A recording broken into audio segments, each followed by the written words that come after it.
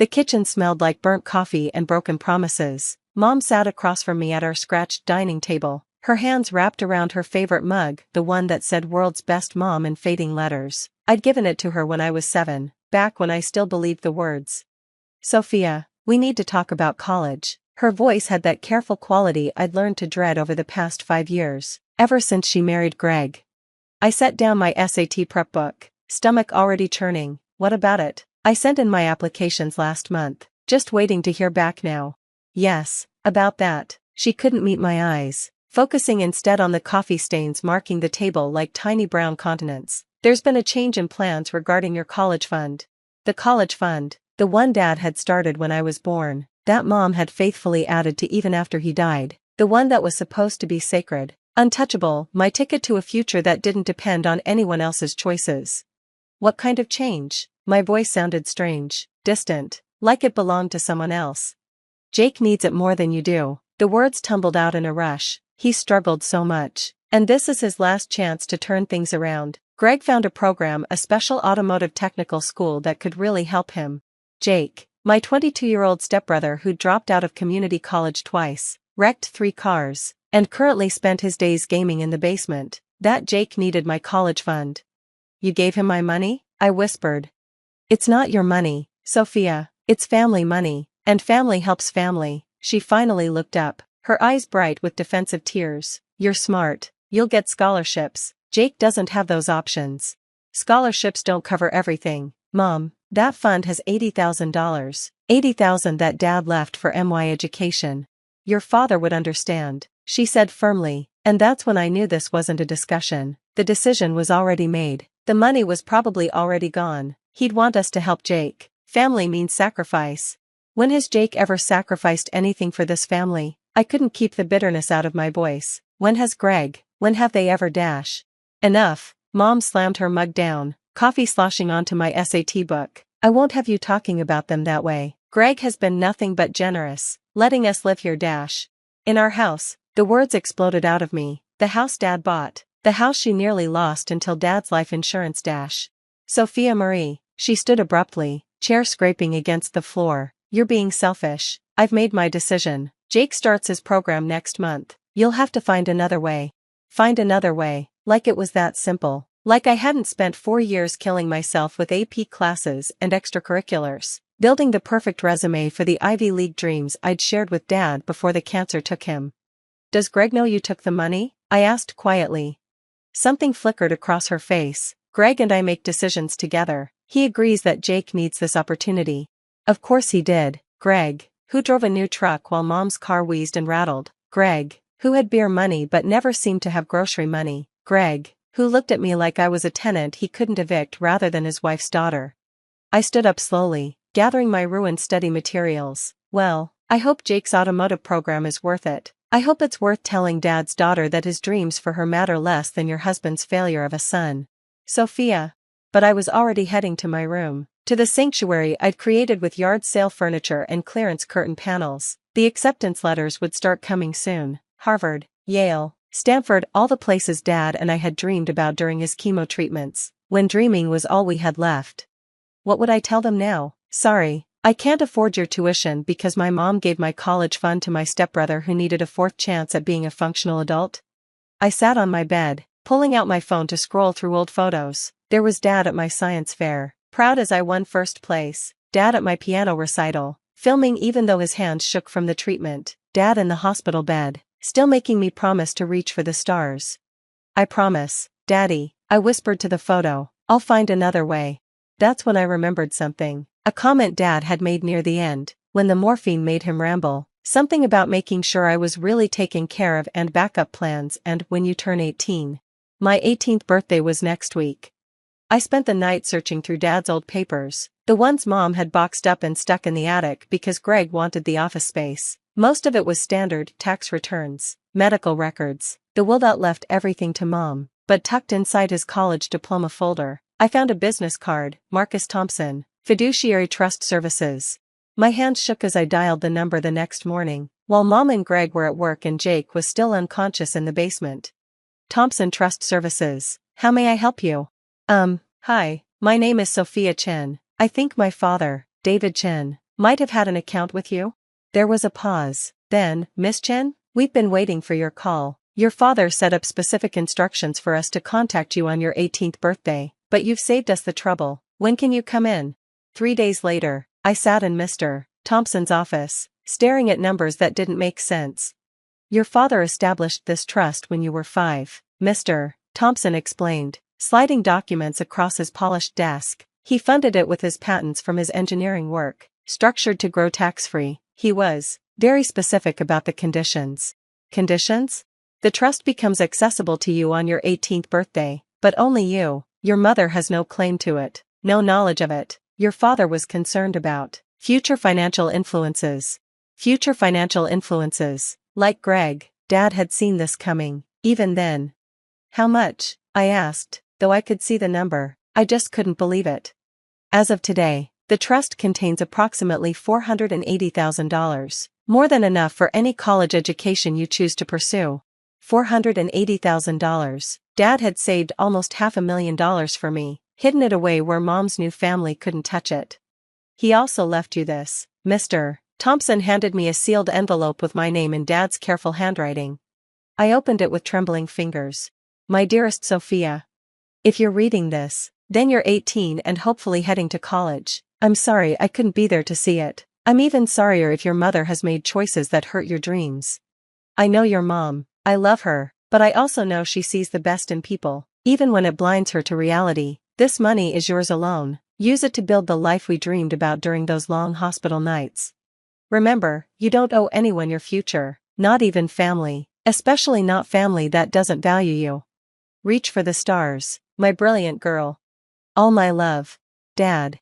I clutched the letter, tears streaming down my face. Even dead, my father was still protecting me, still fighting for my dreams. Miss Chen? Mr. Thompson offered me tissues. There's more. Your father also set up a meeting with Harvard's financial aid office. He seemed to think you'd be needing it. Harvard, my dream school, the one I'd been afraid to hope for after Mom's announcement. He knew I'd get in? Mr. Thompson smiled. He said, and I quote, "My daughter's going to Harvard. I just need to make sure she can afford it when she does." I left the office in a daze, trust documents secure in my bag. For 3 days, I said nothing at home. I helped with dinner, did my homework, even smiled when Jake bragged about his upcoming program. "See," Mom said one evening, squeezing my shoulder, "I knew you'd understand. Sometimes we have to sacrifice our dreams for family." "You're right," I agreed. "Sacrifice is important." She beamed, missing the irony completely. The acceptance letters started arriving the next week. Yale, Princeton, Columbia, and then, on a rainy Thursday that felt like sunshine, Harvard. I stared at the crimson letterhead, at the words I'd dreamed of seeing. "We are delighted to inform you." "What's that?" Jake asked, peering over my shoulder, Cheetos dust on his fingers. "Just college stuff," I said mildly, "nothing important." That night, I created the social media post carefully, a photo of the Harvard acceptance letter, my dad's picture next to it, and the caption, "Dreams do come true, Harvard bound. Thanks to my amazing dad who made sure I'd have this chance. Thank you to Dad's secret trust fund for making the impossible possible. 480K can buy a lot of dreams. Hashtag Harvard bound, hashtag dad knew best, hashtag trust fund baby, hashtag legacy of love." I tagged everyone, every relative, every family friend, every person who'd ever asked about my college plans. Then I waited. It took exactly 12 minutes for Mom to burst into my room, phone in hand, face purple with rage. "What is this?" She shoved her phone at me, my post glowing on the screen. "What trust fund? What are you talking about?" "Oh," I said calmly, still sitting at my desk. "Dad set up a trust fund for my education. Since you said I needed to find another way, I did." 480,000? Her voice cracked. "Your father had that kind of money?" "From his patents. He saved it for my education." I turned back to my homework. "Family sacrifices, remember? You have to share it." She was almost screaming now. "That money should go to the family. Jake needs dash. Jake has my college fund. $80,000 that Dad saved for me." I finally looked at her. "That money you gave him? That was my sacrifice for this family. The trust fund? That's Dad making sure I didn't have to sacrifice my future." "I'll sue," she threatened. "That money came from our marriage dash. From patents filed before you met." I interrupted. "In a trust you can't touch. Dad made sure of that. He knew you'd remarry. He knew you'd choose them over me, so he chose me, one last time. Greg appeared in the doorway, face red. You manipulative little dash. Careful, I warned. Everything you say is being recorded. My trust lawyer suggested it, given the circumstances.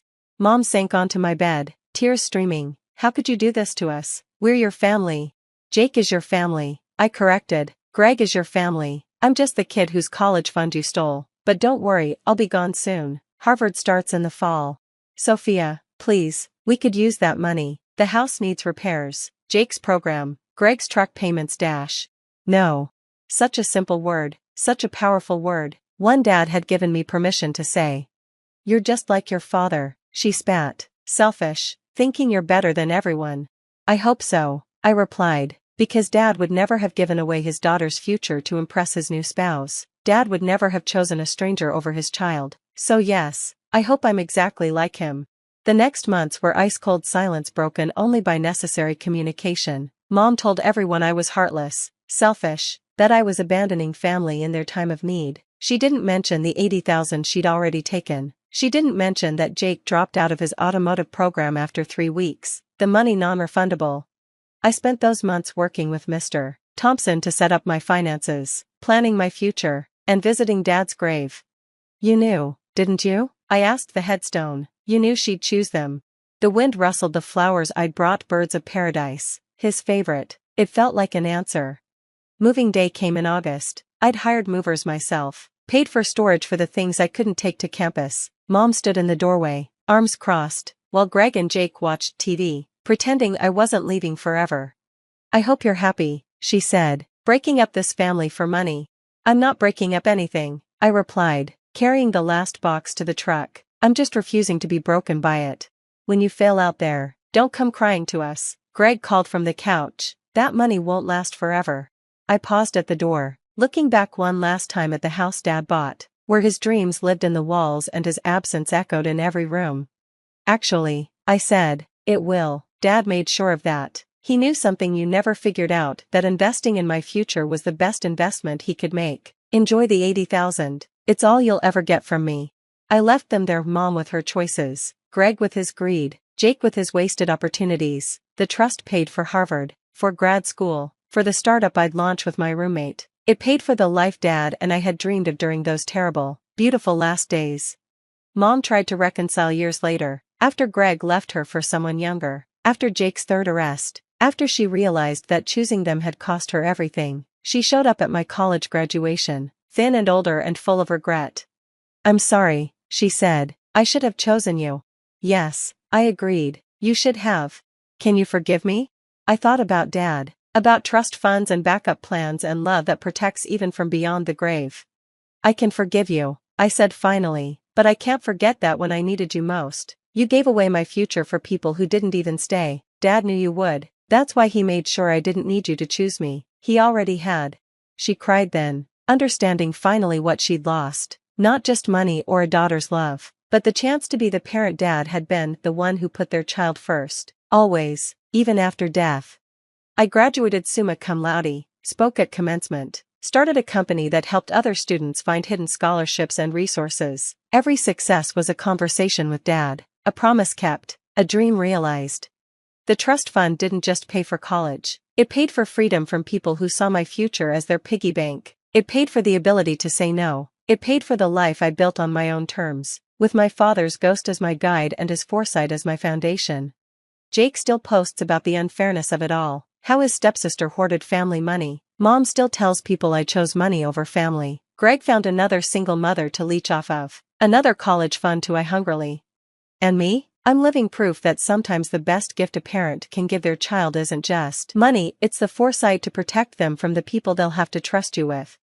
Thanks, Dad, for knowing, for planning, for making sure that even when Mom chose them, I didn't have to pay for her choice.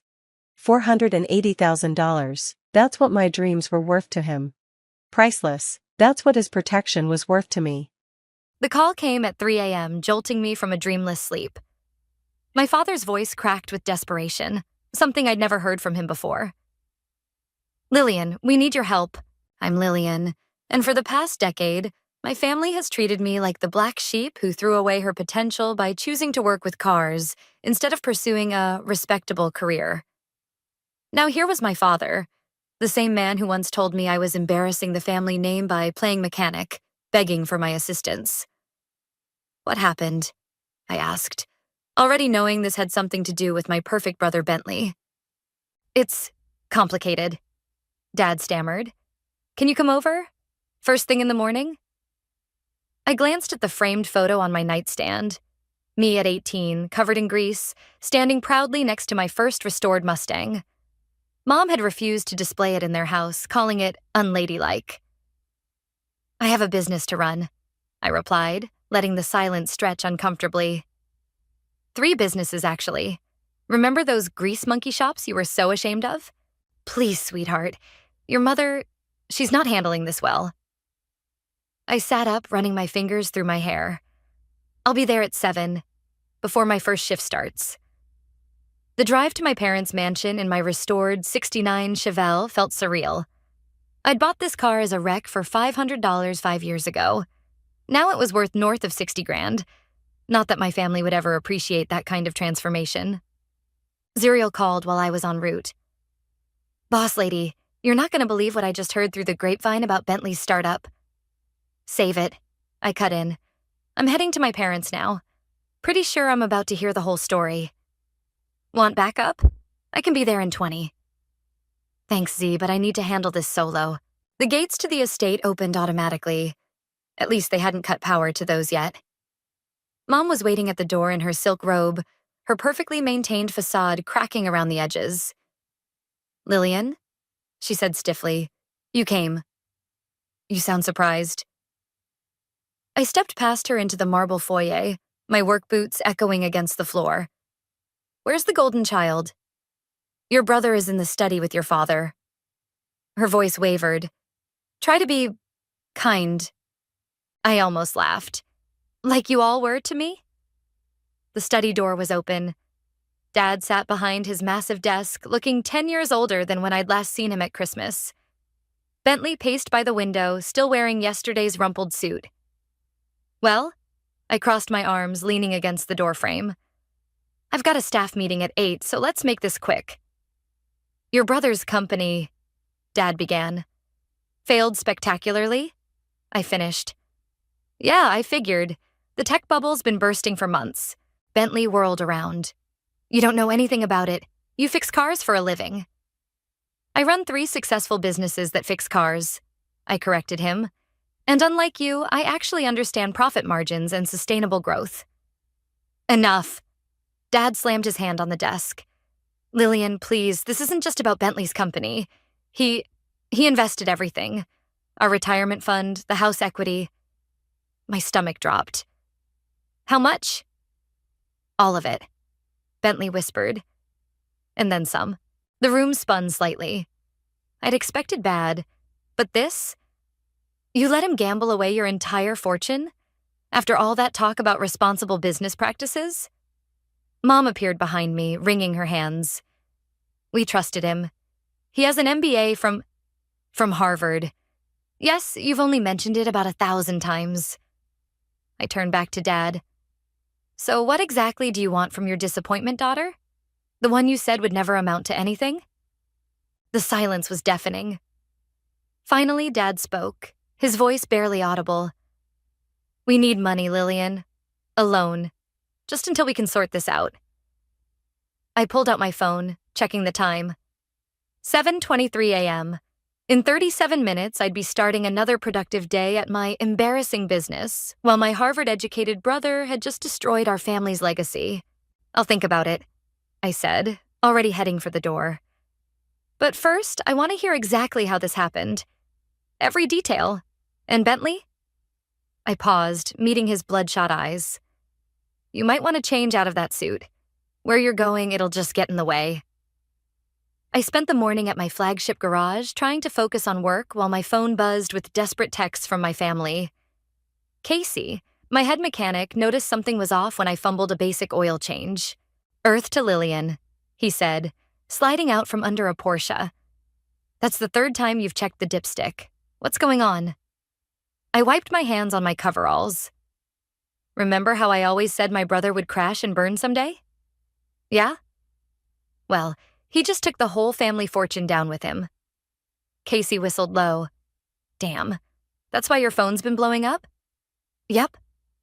I showed him the latest message from Mom. Please come back. We need to discuss options. What are you going to do? Before I could answer, Zuriel burst through the office door. Holy shit, Lil.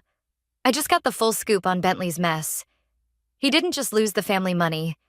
He borrowed against their house, took out high-interest loans, even emptied your mom's inheritance from your grandmother. My hands started shaking. How do you know all this? My cousin works at the bank. Bentley's been there every day this week, trying to get more loans. They're about to foreclose on the house. I grabbed my keys. Casey, can you handle things here? Go. He nodded.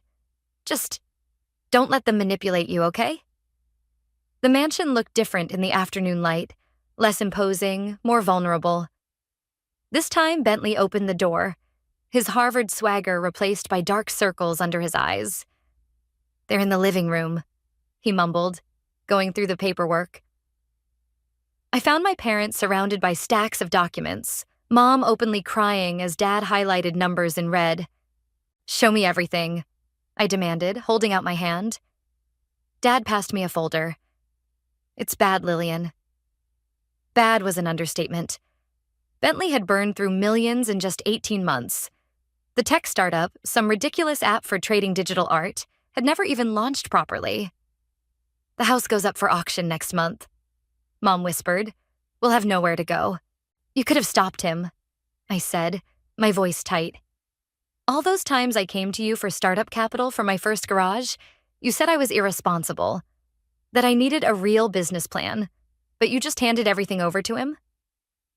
He had spreadsheets, Dad defended weakly. Projections. I had projections too, but you wouldn't even look at them because they involve motor oil instead of microchips. Bentley stepped forward. Look, I know I messed up. Messed up? I laughed harshly.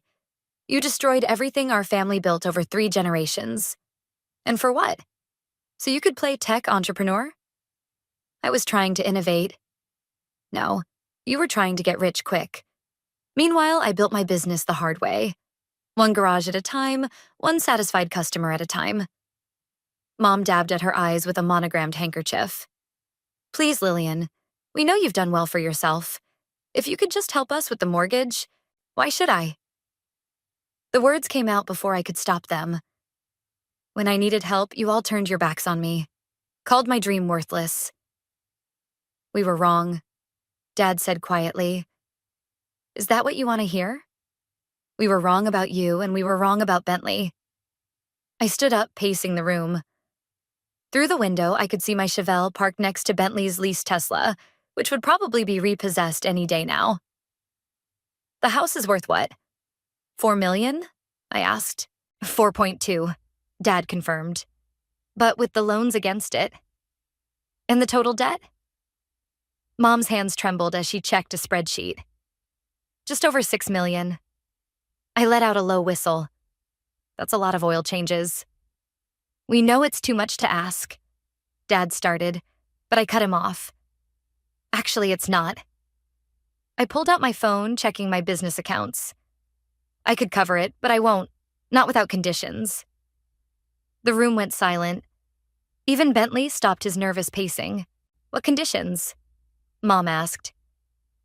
I looked each of them in the eye, savoring the moment. First, I get full control of all family assets. What's left of them anyway. Second, you all work for me until the debt is paid off. Work at your garages? Bentley looked horrified. Where else? Unless you've got another Harvard degree hiding somewhere that's actually worth something? Mom started to protest, but Dad held up his hand. What exactly would this arrangement entail? I smiled, already picturing Bentley in coveralls. Come to my office tomorrow morning, all of you. I'll have the contracts ready. As I walked out, I heard Mom burst into fresh tears. Part of me felt guilty, but a bigger part remembered all the tears I'd shed alone in my first tiny garage, determined to prove them wrong. Now they'd learn exactly what their grease monkey daughter was capable of. My office wasn't what they expected. Located in a renovated industrial building, it balanced modern luxury with industrial chic. Exposed brick walls, floor-to-ceiling windows, and a restored vintage Harley-Davidson displayed in the corner. Their faces as they walked in said it all. "This is yours?" Mom touched the Italian leather couch hesitantly. "All of it." I gestured for them to sit, including the building. Zuriel arrived with coffee. Premium roast, not the instant stuff Mom used to tell me was good enough for a mechanic. She placed the cups on my glass desk with a knowing smirk. "The contracts are ready," Zuriel announced. "Need anything else, boss?" "Just make sure we're not disturbed." I waited until she left before continuing. "So, let's talk about your new jobs." Bentley shifted uncomfortably in his designer suit. "I still think there must be other options." "There aren't." I pulled out 4 folders. "Unless you've got $6 million hidden somewhere?" Dad cleared his throat. "What exactly will we be doing?" "Mom, you'll handle customer service at our Riverside location. Dad, you'll manage parts inventory at downtown. And Bentley..." I smiled. "You're starting in the pit with Jillian." "The pit?" Mom looked confused. "Oil changes, tire rotations, basic maintenance. Where every good mechanic starts." Bentley jumped up. "This is ridiculous. I have an MBA." "And look how far that got you." I leaned back in my chair. "Sit down, Bentley. Unless you'd prefer explaining to your country club friends why your Tesla got repossessed." He sat. "The contracts are simple," I continued. "You work for me for 3 years minimum. Standard 40-hour weeks, industry standard pay. Everything goes toward paying off your debt. I'll handle the house payments and keep the creditors away. But one wrong move, one attempt to undermine me, and the deal's off." "3 years?" Mom whispered. "Would you prefer bankruptcy? Public auctions? Your faces in the financial papers?" Dad picked up his contract, scanning the terms. "And after 3 years, if you've proven yourselves valuable employees, we can discuss more permanent arrangements." I passed them each a pen. "Your choice." The silence stretched as they read. Finally, Dad signed first. Mom followed, her signature shakier than usual. Bentley stared at his contract like it might bite him. "This is karma, isn't it?" he muttered. "No, brother dear, this is business." I tapped the paper. "Sign." As he scrawled his signature, Casey knocked and entered. "Sorry to interrupt, but we've got that Maserati waiting for inspection." "Perfect timing," I said. "Casey, meet your new apprentice. Bentley needs his coveralls fitted." Casey's eyes widened with recognition. "This is your brother? The Harvard guy?" "Former Harvard guy," I corrected. "Current trainee mechanic. Show him the ropes, but don't go easy on him." "Wait, now?" Bentley protested. "I'm not dressed for..." "Your shift started 5 minutes ago." I pointed to the door. "Casey will show you where to change." After they left, Mom dabbed at her eyes again. "Lillian, please. He's not cut out for manual labor." Like I wasn't cut out for business? I pulled up my garage's financial reports on my desktop screen. "See these numbers? This is what not cut out for it looks like. 3 profitable locations, 47 employees, and contracts with every luxury car dealership in the city. We didn't know," Dad said softly, "about any of this." "You never asked." I stood up. "Your shifts start tomorrow. I suggest you both get some rest. Manual labor takes some getting used to." They left looking shell-shocked, but I wasn't done. I headed down to the garage floor where Casey had Bentley struggling into steel-toed boots. "Having fun?" I asked. Bentley glared up from the bench. "This is humiliation and you know it. No, this is honest work. Something you've never tried."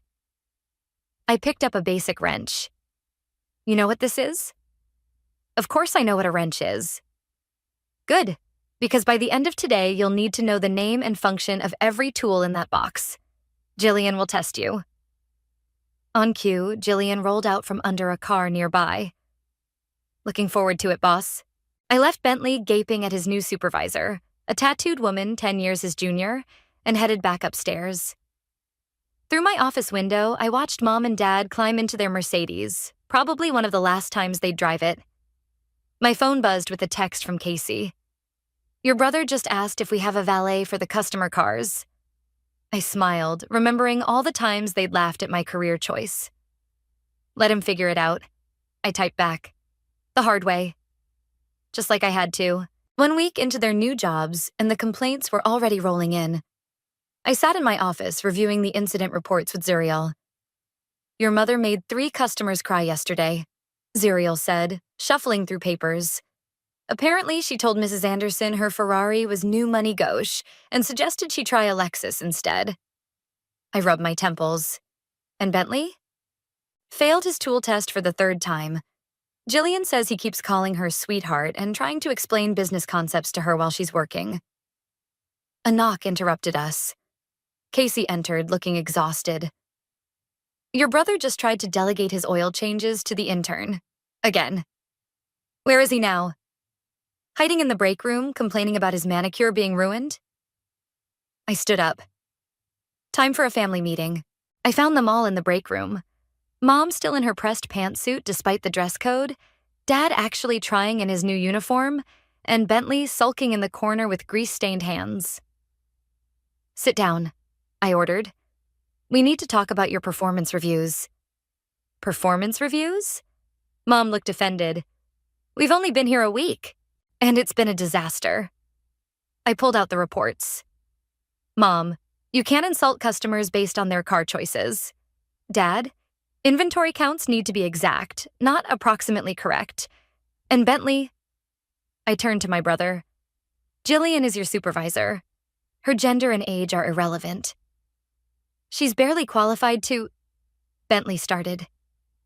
"She's been with me for 3 years and can rebuild a transmission blindfolded. You can barely change oil without whining." Dad raised his hand like a schoolboy. "I've been trying, Lillian." "Really?" "I know, Dad. That's why you're getting transferred to the front desk at Riverside. Mom's moving to inventory, where she'll have minimal customer contact." "And me?" Bentley asked. "You're staying right where you are until you learn some humility. And Jillian's getting a bonus for putting up with you." The door opened and a customer walked in, one of our regulars with a classic Mustang collection. His eyes widened at the scene. "Mr. Roberts," I smiled. "How's that 65 running?" "Like a dream, thanks to you." He glanced at my family. "Are these your new hires?" "My family, actually. They're learning the business." Bentley straightened up. "I'm her brother, Harvard MBA. I'm sure we could discuss some investment opportunities." "Bentley," I snapped. "Break room, now." After Mr. Roberts left, I rounded on my brother. "You do not solicit our customers, ever. You lost that privilege when you burned through millions of their colleagues' money." "I'm trying to help." "No, you're trying to avoid actual work, again." I pulled out my phone. "Jillian, could you come to the break room?" She appeared moments later, coveralls pristine despite having just finished a brake job. "What's up, boss?" "Give me an honest assessment of Bentley's progress." She crossed her arms. "He refuses to get his hands dirty, won't listen to instructions, and spent 2 hours yesterday trying to convince me that we should disrupt the automotive industry with some app idea." Mom stood up. "This isn't fair, Lillian. We're trying our best." "Are you? Because from where I'm standing, you're all still acting like you're too good for this work. My work. We're not used to this." Dad gestured vaguely. "Well, get used to it, fast. Because starting tomorrow, things change." I turned to Jillian. "Take Bentley through the certification checklist again. If he fails, he starts cleaning bathrooms." "You wouldn't dare." Bentley paled. "Try me, Mom, Dad. Your new assignments start in an hour. And lose the designer clothes. You're not impressing anyone here." As they filed out, Casey appeared with another update. "Your brother's Tesla just got towed from the parking lot." "Good." I checked my watch. "Right on schedule." "You knew?" "I called the repo company myself." I watched through the window as Bentley discovered his empty parking spot. He needs to learn there are consequences. You're enjoying this a little too much. Casey grinned. Maybe. I turned back to my paperwork. But they're learning more in a week than they have in years. Speaking of which, I picked up my phone again. Time to call the realtor about their house. I think it's ready for some renovations. Renovations? Well, if they're going to live in it under my ownership, it needs a proper garage, don't you think? Casey laughed. You're evil. No, I smiled, watching Bentley throw a tantrum in the parking lot. I'm just giving them the education they never gave me. The accident happened 3 weeks into their employment. I was in a meeting when Zuriel burst into my office, face pale. Bentley just dropped a Mercedes on the lift, she said breathlessly, with someone under it. I ran to the garage floor, heart pounding. Jillian was being helped up by Casey, shaken but miraculously unharmed. The Mercedes lay at an angle, its side panel crushed. What happened? I demanded. Your brother decided he didn't need a spotter to operate the lift, Casey explained, his voice tight with anger. Jillian barely rolled out in time. Bentley stood to the side, still holding the lift controls. I've watched it done 100 times. I thought. You thought? I exploded. You could have killed someone. Where's the customer? In the waiting room, Jillian said, rubbing her shoulder. He saw everything. I found the Mercedes owner pacing by the coffee machine. One look at his face told me this wasn't going to be pretty. Sir, I cannot apologize enough. That idiot could have killed your mechanic, he shouted. And my car. Do you know how rare that model is? I do, sir. I promise we'll make this right. Make it right? I'm calling my lawyer. Mom appeared from the inventory room, drawn by the commotion.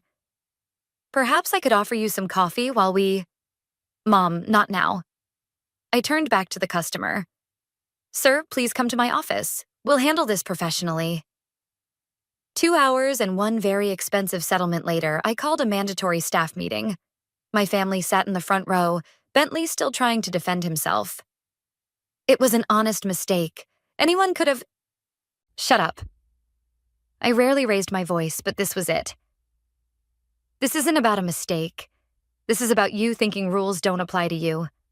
Again. I was trying to be efficient. You were trying to show off. Jillian shot back. I told you 3 times to wait for a spotter. I held up my hand for silence. Bentley, you're suspended for 2 weeks, without pay. What? But the debt? Will take longer to pay off. Consider it motivation to follow safety protocols when you return. I turned to my parents. And you too. Why wasn't anyone supervising him? Mom bristled. We were doing our jobs as you demanded. Your jobs include watching out for each other. Or did you think your precious son was above basic safety training? Dad at least had the decency to look ashamed. We should have been more vigilant. Yes, you should have. I pulled out some papers. So here's what's going to happen. Mom, Dad, you're both taking safety certification courses. Full program, no shortcuts. But that's entry-level training, Mom protested. Exactly. Bentley, when you return, you start from scratch. Complete recertification with direct supervision. One more mistake like this, and you're out. Debt or no debt. You can't do this to me. Bentley stood up. I'm your brother. No, right now you're my employee. A dangerous one. I stepped closer. And if you ever put one of my people at risk again, being unemployed will be the least of your worries. The room fell silent. Casey cleared his throat. What about the Mercedes? Insurance will cover it, but our premiums will skyrocket. I glared at Bentley. Coming out of your wages, of course. This is ridiculous. Bentley grabbed his jacket. I'm calling my lawyer. Your lawyer dropped you weeks ago, I reminded him. Along with your credit cards, car, and dignity. Want to try for your work boots, too? He deflated visibly, slumping back into his chair. Meeting dismissed, I announced. Except for you 3. We're not done. After everyone left, I faced my family. I've been too lenient. That changes now. Lenient? Mom scoffed. You've been torturing us.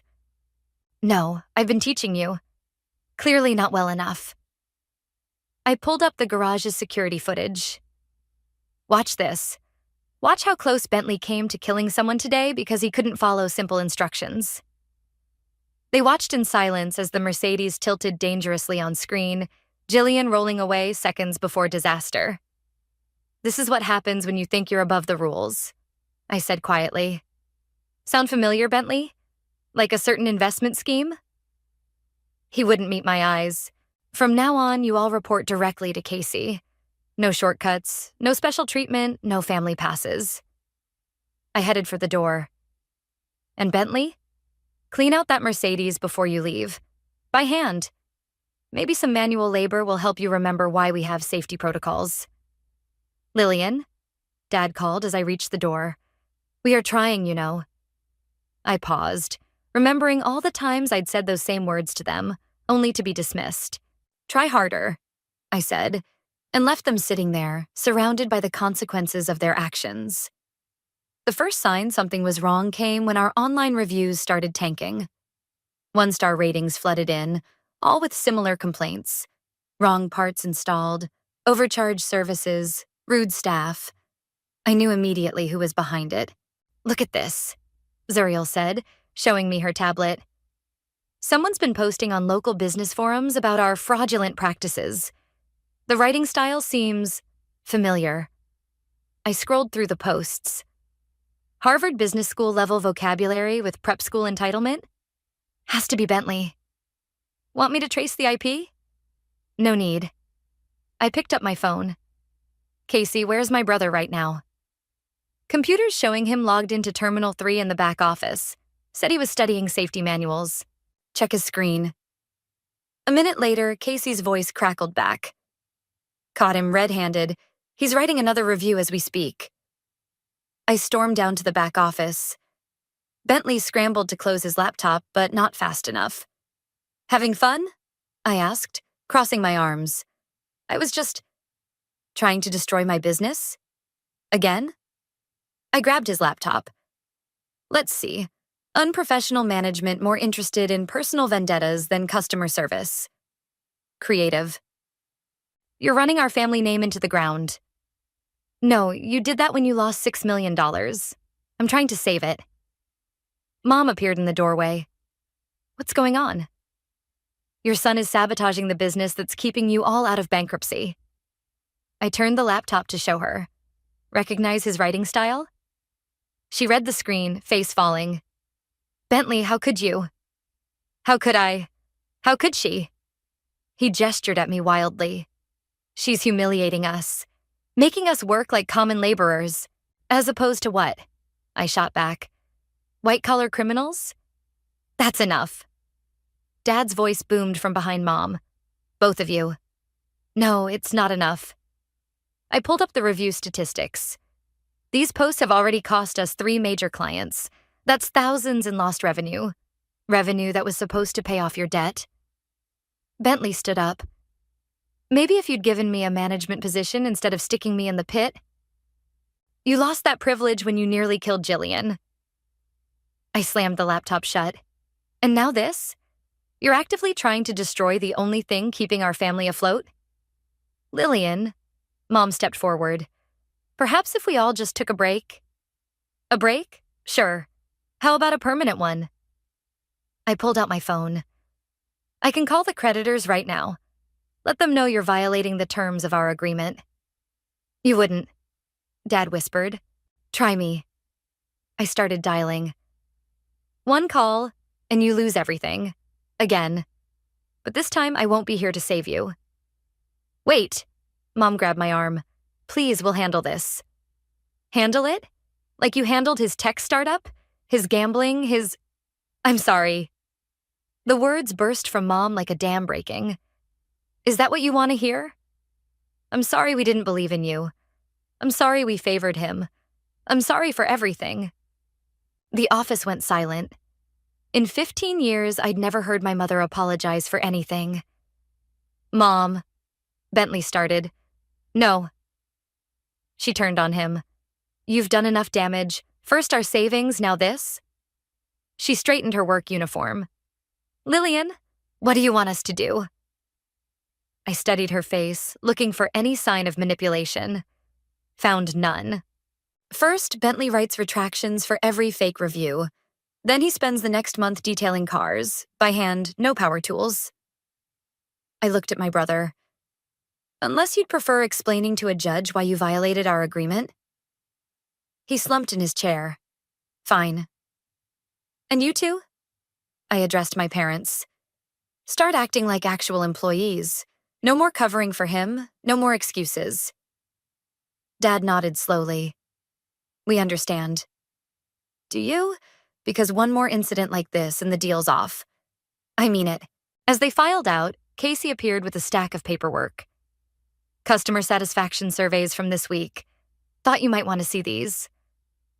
I flipped through them. Despite Bentley's sabotage attempts, our regular customers had left glowing reviews. Real ones. "Your mom's actually getting better at inventory," Casey added. "And your dad. He's got a knack for calming down angry customers." "And Bentley?" "Still a disaster, but—" Casey hesitated. "Your mother's apology seemed genuine." I sank into my chair, suddenly exhausted. Maybe, or maybe she's just finally realized they have no other options. People can change, you know. Yeah. I watched through the window as Bentley began writing his retractions, Mom supervising nearby. But first, they have to want to. The annual luxury car show should have been my moment of triumph. Instead, I stood frozen as Bentley pitched his revolutionary new business model to my biggest client. "Think about it, sir," he was saying. "Why waste time with traditional repairs when we could create an app-based subscription service?" Mr. Peterson, owner of the city's largest luxury car dealership, looked bemused. "Interesting proposal. And you're part of Lillian's team?" "Actually, I'm the brains behind the operation. My sister just handles the mechanical aspects." I'd heard enough. "Mr. Peterson, I see you've met my employee." Bentley's smile faltered. "Lillian, I was just explaining how he violated his contract. Again." I turned to Mr. Peterson. "I apologize for this interruption. Would you excuse us?" Once out of earshot, I rounded on my brother. "What the hell are you doing?" "Making things better. That subscription model could revolutionize." "Like your last revolutionary idea? The one that bankrupted our family?" "This is different. I've learned from my mistakes." "Have you?" I gestured around the showroom. "Because it looks like you're still trying to take shortcuts, still trying to prove you're better than just a mechanic." "At least I'm trying to improve things. You're stuck in the past with your wrenches and oil changes." Our argument was drawing attention. Casey appeared at my elbow. "Boss, maybe we should take this somewhere private." "No need." I pulled out my phone. "I'm calling the lawyers. The deal's off." "You can't." Mom rushed over, Dad close behind. "Please, Lillian, he didn't mean to try stealing my clients? Again? After the review incident?" I started dialing. "I warned you what would happen." "Wait." Bentley grabbed my arm. "Just wait." Something in his voice made me pause. "I'm scared, okay?" His voice cracked. "I'm terrified of being nothing but a failure. Of being just another mechanic." "Just another mechanic?" Jillian stepped forward, wiping grease from her hands. "You mean like me? The one who's been teaching you everything you know?" "Or me," Casey added. "The just a mechanic who runs 3 service departments?" "Or me," I finished quietly. "The mechanic who saved your ass when your brilliant business plans fell apart?" Bentley's shoulders slumped. "I didn't mean—" "Yes, you did." I pocketed my phone. "You still think you're better than us. That's why you can't learn, can't improve, can't succeed." "I don't know how to be anything else," he whispered. "Then learn." I pointed to where Mr. Peterson was examining a Ferrari. "See him? He respects us because we deliver results, not promises. We fix things, not break them." Dad cleared his throat. "She's right, son. I've learned more about real business in 3 months here than in 30 years of corporate life. And I've learned about real customer service, Mom added, not just social climbing disguised as networking. So what now? Bentley asked. Now? I looked around at my empire, the gleaming cars, the skilled staff, the reputation I'd built. Now you make a choice. Either commit to actually learning this business or walk away. But if you walk alone. No more family bailouts. He was quiet for a long moment. Then, what if I can't do it? Can't or won't? I nodded toward Jillian. Because she thinks you could be decent at this if you check your ego. Really? He looked surprised. Jillian shrugged. You've got good hands when you actually try. And you understand luxury cars better than most beginners. The choice is yours, I said. But choose now, in front of everyone. Bentley looked around, at our parents, at the staff watching, at Mr. Peterson in the distance. Finally, he pulled out his phone, pulled up his social media, and deleted the half-written business proposal I knew he'd been working on. Teach me, he said quietly. For real this time. Jillian? I called. Think you can handle one more try with him? She grinned.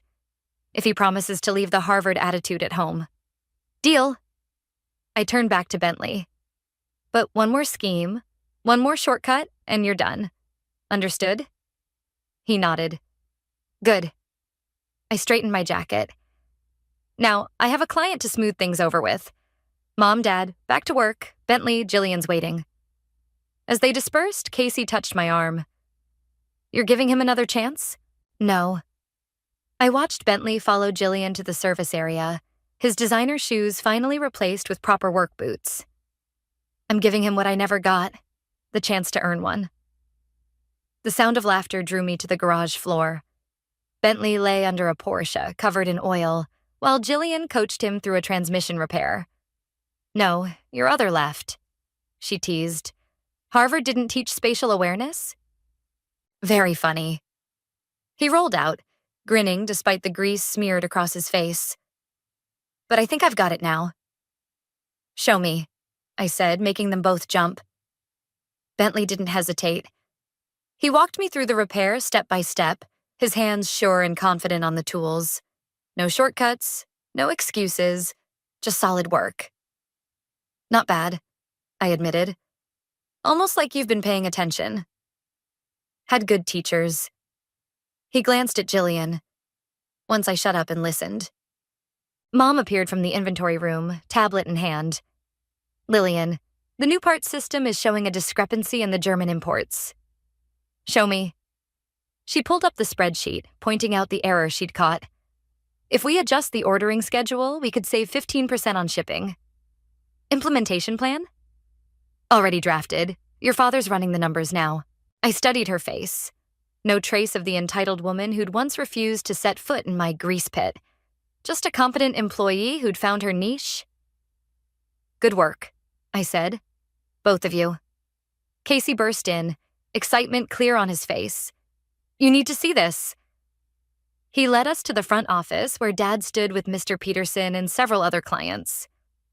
Tell them, Mr. Peterson urged Dad. Well, Dad cleared his throat. After that transmission repair Bentley did on Mr. Peterson's Ferrari, word spread. We've got luxury car clubs from 3 states wanting exclusive service contracts. The Harvard kid who learned to turn a wrench. Mr. Peterson chuckled. Great PR story, but it's the quality work that sold me. I turned to Bentley, expecting to see his old smugness. Instead, he looked embarrassed. It wasn't just me, he said. Jillian did most of the work. I just assisted. And that, I said quietly, is why we're having this conversation. Later, after the contracts were signed and the clients gone, I called a family meeting. Not in the break room this time, but in my office. The debt's not fully paid, I began, but your work these past months has shown me something. That we were wrong about everything? Mom offered. That people can change, I corrected. When they want to badly enough. I pulled out 4 envelopes. "What's this?" Bentley asked. "Your future, if you want it." I handed them out. "Open them." Inside each envelope was a contract. Not for debt repayment this time, but for permanent positions. Real ones, with benefits and equity shares. "You're making us partners?" Dad stared at his contract. "Junior partners," I clarified. "Mom, you've revolutionized our inventory system. Dad, your customer service metrics are the highest we've ever had." And Bentley... He looked up from his contract. "Yes? Jillian says you're ready to lead your own team, if you want it." He swallowed hard. "I don't deserve this." "No, you didn't, but you earned it. The hard way." "Like you did," Mom said softly. "Like I did." I sat back. "So what's it going to be? Partners or competitors?" Dad signed first, then Mom. Bentley stared at his contract longer. "The old me would have seen this as a consolation prize," he said finally. "Less than I deserved." "And now?" He picked up a pen. "Now I know it's more than I deserve, but exactly what I need." As they left my office, contract signed, Casey lingered. "You planned this all along, didn't you?" he asked. "The tough love, the manual labor, all of it?" "I planned to save the family business," I corrected. "Just turned out to be a different business than they expected." Through the window, I watched Bentley return to the Porsche, Jillian already waiting with tools ready. Mom and Dad huddled over a tablet, pointing out something in the inventory system. "They're not the same people who look down on your dreams," Casey observed. "No," I agreed. "They're better. They're real." "Like their daughter?" I smiled, remembering the scared teenager who'd first picked up a wrench, determined to prove everyone wrong. "No," I said. "Like themselves, finally." The sound of engines and laughter drifted up from the garage floor. The symphony of a family business running not on pretense, but on pride and honest work. And for the first time, I felt not just successful, but complete. The text message glared at me from my husband's phone. "Missing you already. Last night was incredible." My hands trembled as I read it again, though I'd already memorized every word. 3 years of marriage, and this was how I discovered Daryl's true colours. I'm Bailey, and this is how my life imploded on an ordinary Tuesday morning. "You're being paranoid, honey," my mother Vivienne's voice crackled through my phone speaker. "Daryl would never cheat on you. He's such a good provider." I paced our kitchen, my bare feet cold against the tile floor. "Mum, I saw the messages. They're from his co-worker Kylie. There are hotel receipts in his email." "Maybe it's for work. You know how many business trips he takes." The dismissal in her voice made my stomach churn. "Work trips don't include heart emojis and lingerie photos, Mom." "Bailey, stop. You're embarrassing yourself. What will people think?" I hung up and slumped against the counter, fighting back tears. My own mother choosing appearances over truth. Again. The front door clicked open and Daryl's whistling filled the hallway. I quickly wiped my eyes and straightened up. "Hey, babe!" He strode in, all perfect smile and designer suit. "You're up early." "Couldn't sleep." I watched his face carefully. "How was your late meeting last night?" His smile didn't waver. "Productive. We finally closed the Henderson deal." "Really? At the Marriott downtown?" The briefest flicker crossed his face before he recovered. "What are you talking about?" I held up his phone. "You left this on the counter this morning, forgot to lock it." The colour drained from his face. "You went through my phone." "Don't you dare make this about privacy, Daryl. How long have you been sleeping with Kylie?" He ran his hands through his hair, switching tactics. "Baby, it's not what you think. She's just..." "Don't." My voice shook. "Don't lie to me anymore." The doorbell rang, making us both jump. My father Ernest's booming voice called out, "Bailey? Daryl?" Daryl's expression shifted to something calculating. "We should talk about this later," he whispered urgently. Before I could respond, my father walked in. "There you are. Vivienne called me, said you were having some sort of crisis." "Dad, Bailey's just tired," Daryl cut in smoothly, placing his hand on my shoulder. I flinched away. She found some work emails and jumped to conclusions. My father's face hardened. Is this true, Bailey? Are you causing trouble again? Again? I stared at him incredulously. When have I ever... Remember Tommy Peterson in high school? You accused him of cheating on you too, and it turned out he was planning your birthday party. I was 16. This is completely different. Sweetheart, Daryl's voice dripped with concern, maybe you should lie down. You're not thinking clearly. I watched in horror as my father nodded sympathetically. Listen to your husband, Bailey. He only wants what's best for you. My phone buzzed. A text from my best friend Adeline. Got your message? I'm outside. Need backup? I grabbed my purse. I need some air. Bailey, my father's warning tone stopped me at the door. Don't do anything rash. Think about the family. I turned back, meeting Daryl's smug expression. Oh, I am thinking about family, and I'm thinking about how easily they can betray you. I slammed the door behind me, practically running to Adeline's car. As I slid into the passenger seat, she took one look at my face and pulled away from the curb. Your mom called me, she said. Tried to convince me to talk some sense into you. I laughed bitterly. Of course she did. Heaven forbid their perfect son-in-law's reputation get tarnished. So, what's the plan? I pulled out my phone, opening the screenshots I'd taken. First, we're going to the bank. There's something weird about these messages. Kylie mentioned something about the account being ready. I need to know what they're hiding. And then? I thought about Daryl's smug face, my father's dismissal, my mother's denial. Then we're going to burn their perfect little world to the ground. Adeline grinned. Now that sounds like a plan I can get behind. As we drove away, I caught a glimpse of Daryl watching from the window, phone pressed to his ear. Let him scramble. Let him worry. Because what he didn't know, what none of them knew, was that his text messages to Kylie weren't the only things I'd found on his phone that morning. There was something much darker hiding in his email drafts. Something that would make his affair look like a minor indiscretion in comparison. Account number 547891.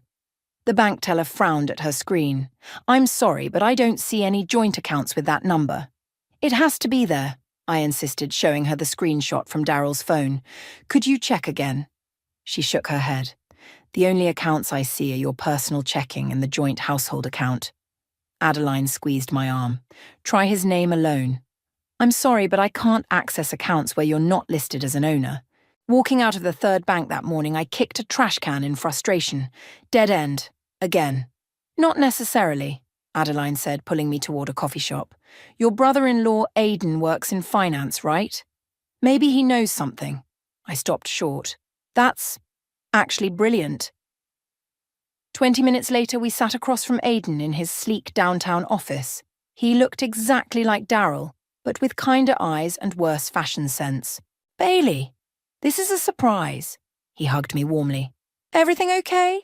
Daryl mentioned something about you being upset this morning. Did he mention why? Aidan shifted uncomfortably. He said you weren't feeling well, might be making some accusations. Show him, Adeline nudged me. I handed over my phone.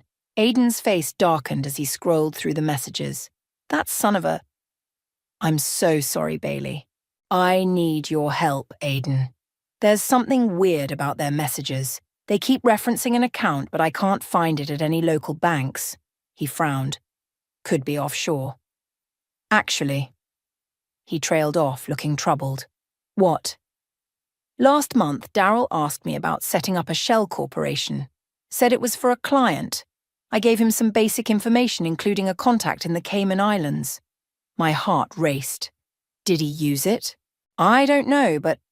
Aidan typed something into his computer. Hold on. Last week, he had me sign some paperwork as a witness.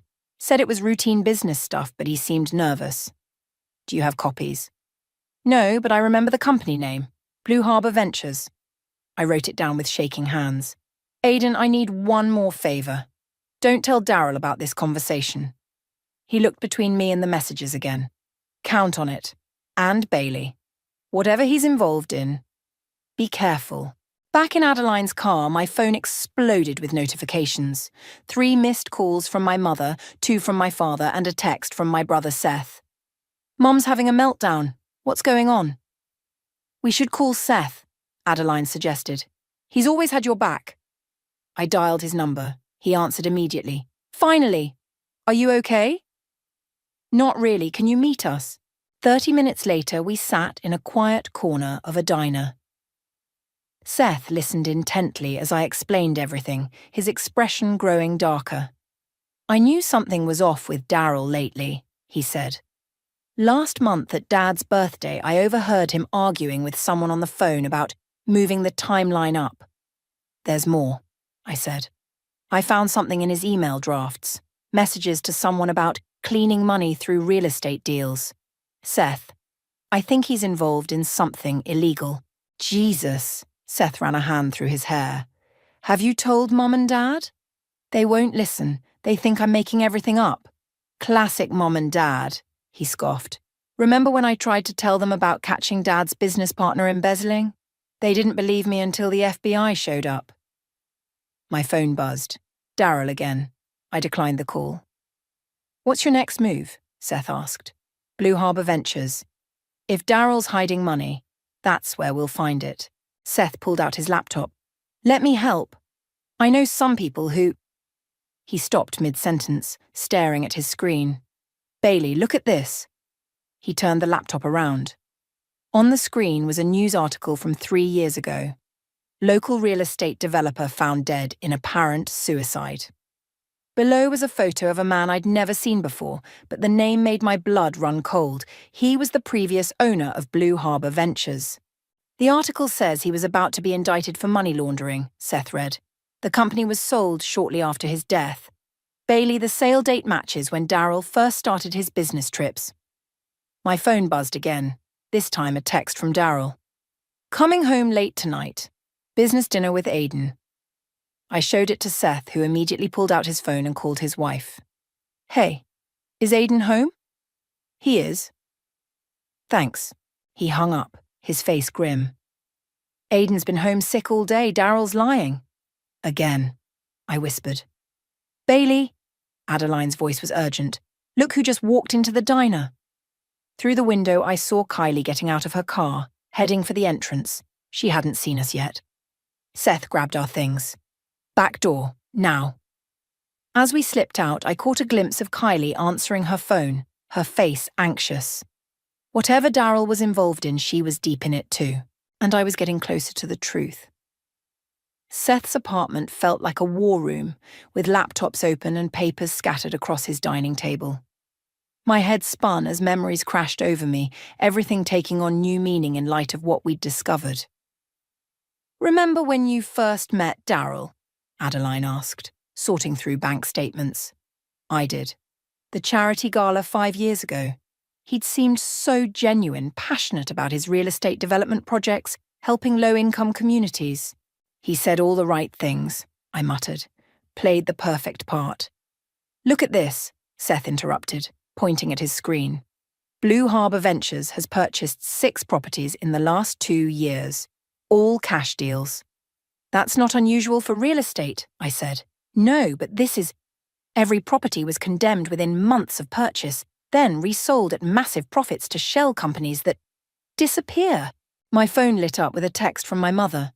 "Your father's blood pressure is through the roof because of your behaviour. Come home and apologise to Daryl." I threw the phone across the couch. "Bailey," Adeline's voice was strange, "when did Daryl take that trip to Miami last year?" "March, I think. Why?" She held up a document. "Because according to this, he was in the Cayman Islands, meeting with someone named Marcus." The name hit me like a punch. "Marcus?" "Daryl mentioned that name in his sleep last week. He sounded scared." Seth's printer whirred to life. "Found something else. The previous owner of Blue Harbor? His suicide note was typed. His wife insisted he never typed anything, said he was old school, wrote everything by hand." "Jesus," Adeline whispered. A knock at the door made us all jump. Seth checked the security camera and relaxed. "It's just Aiden." But when he opened the door, Aiden wasn't alone. My father stood behind him. "What the hell is this?" Dad demanded, storming in. Some kind of conspiracy meeting? How did you know I was here? I asked. Tracked your phone, he said dismissively. Bailey, this has gone far enough. You're embarrassing the family. Embarrassing the family? I stood up, anger burning through me. Daryl is cheating on me and possibly involved in criminal activity, but you're worried about embarrassment? Criminal activity? Aiden looked pale. What are you talking about? Seth quickly filled him in. With each detail, Aiden's face grew more shocked. The Shell Corporation paperwork, he said slowly. There was something else. A list of offshore accounts. I thought it was weird, but Daryl said it was standard practice for high-end real estate deals. Ernest, Seth turned to our father. You have to see this isn't normal. Dad's face reddened. All I see is my children trying to destroy a good man's reputation. Daryl has done nothing but provide for this family. He even helped me secure investors for my retirement fund. Something clicked. What investors, Dad? Through Blue Harbor. Daryl set it all up. Guaranteed returns, tax-free offshore accounts. The room went silent. Seth and I exchanged horrified looks.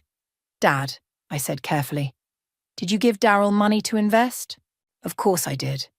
Your mother and I both did. Our entire retirement fund. My legs gave out. Adeline caught me before I hit the floor. How much? Seth demanded. 2 million. Dad's voice wavered for the first time. Why? What's wrong? Before anyone could answer, my phone buzzed with a text from an unknown number. Back off, Bailey, or the next suicide won't be faked. I showed it to Seth, whose face hardened. Dad, sit down. There's something you need to see. For the next hour, we walked him through everything, the properties, the shell companies, the suspicious death.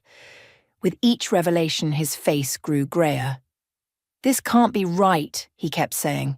Daryl wouldn't. He would, Aiden's voice cracked, and I helped him. God, I signed those papers without even reading them. Another text lit up my phone, from my mother.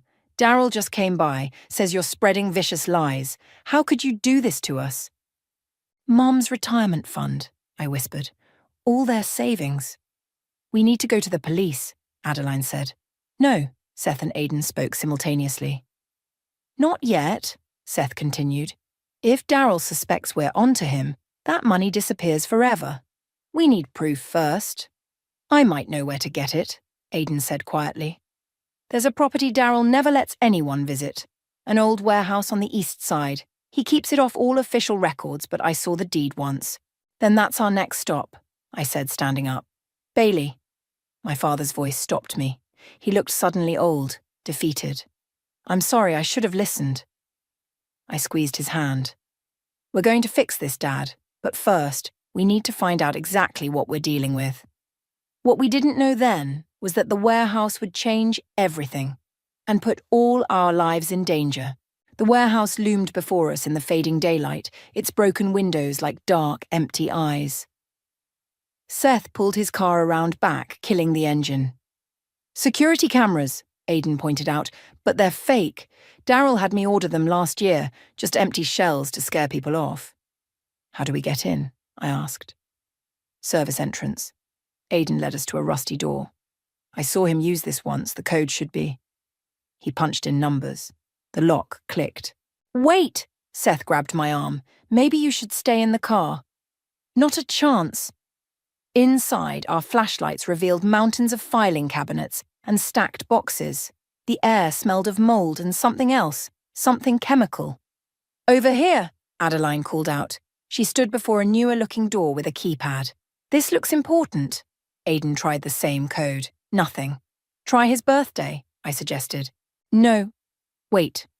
Aiden's face lit up. The date Blue Harbor was incorporated. He punched in the numbers. The door swung open. The room beyond was different. Clean, organized, with a desk and computer. File boxes lined the walls, each labeled with property addresses. Look for anything about Marcus, Seth said, booting up the computer. I grabbed the nearest box and started digging.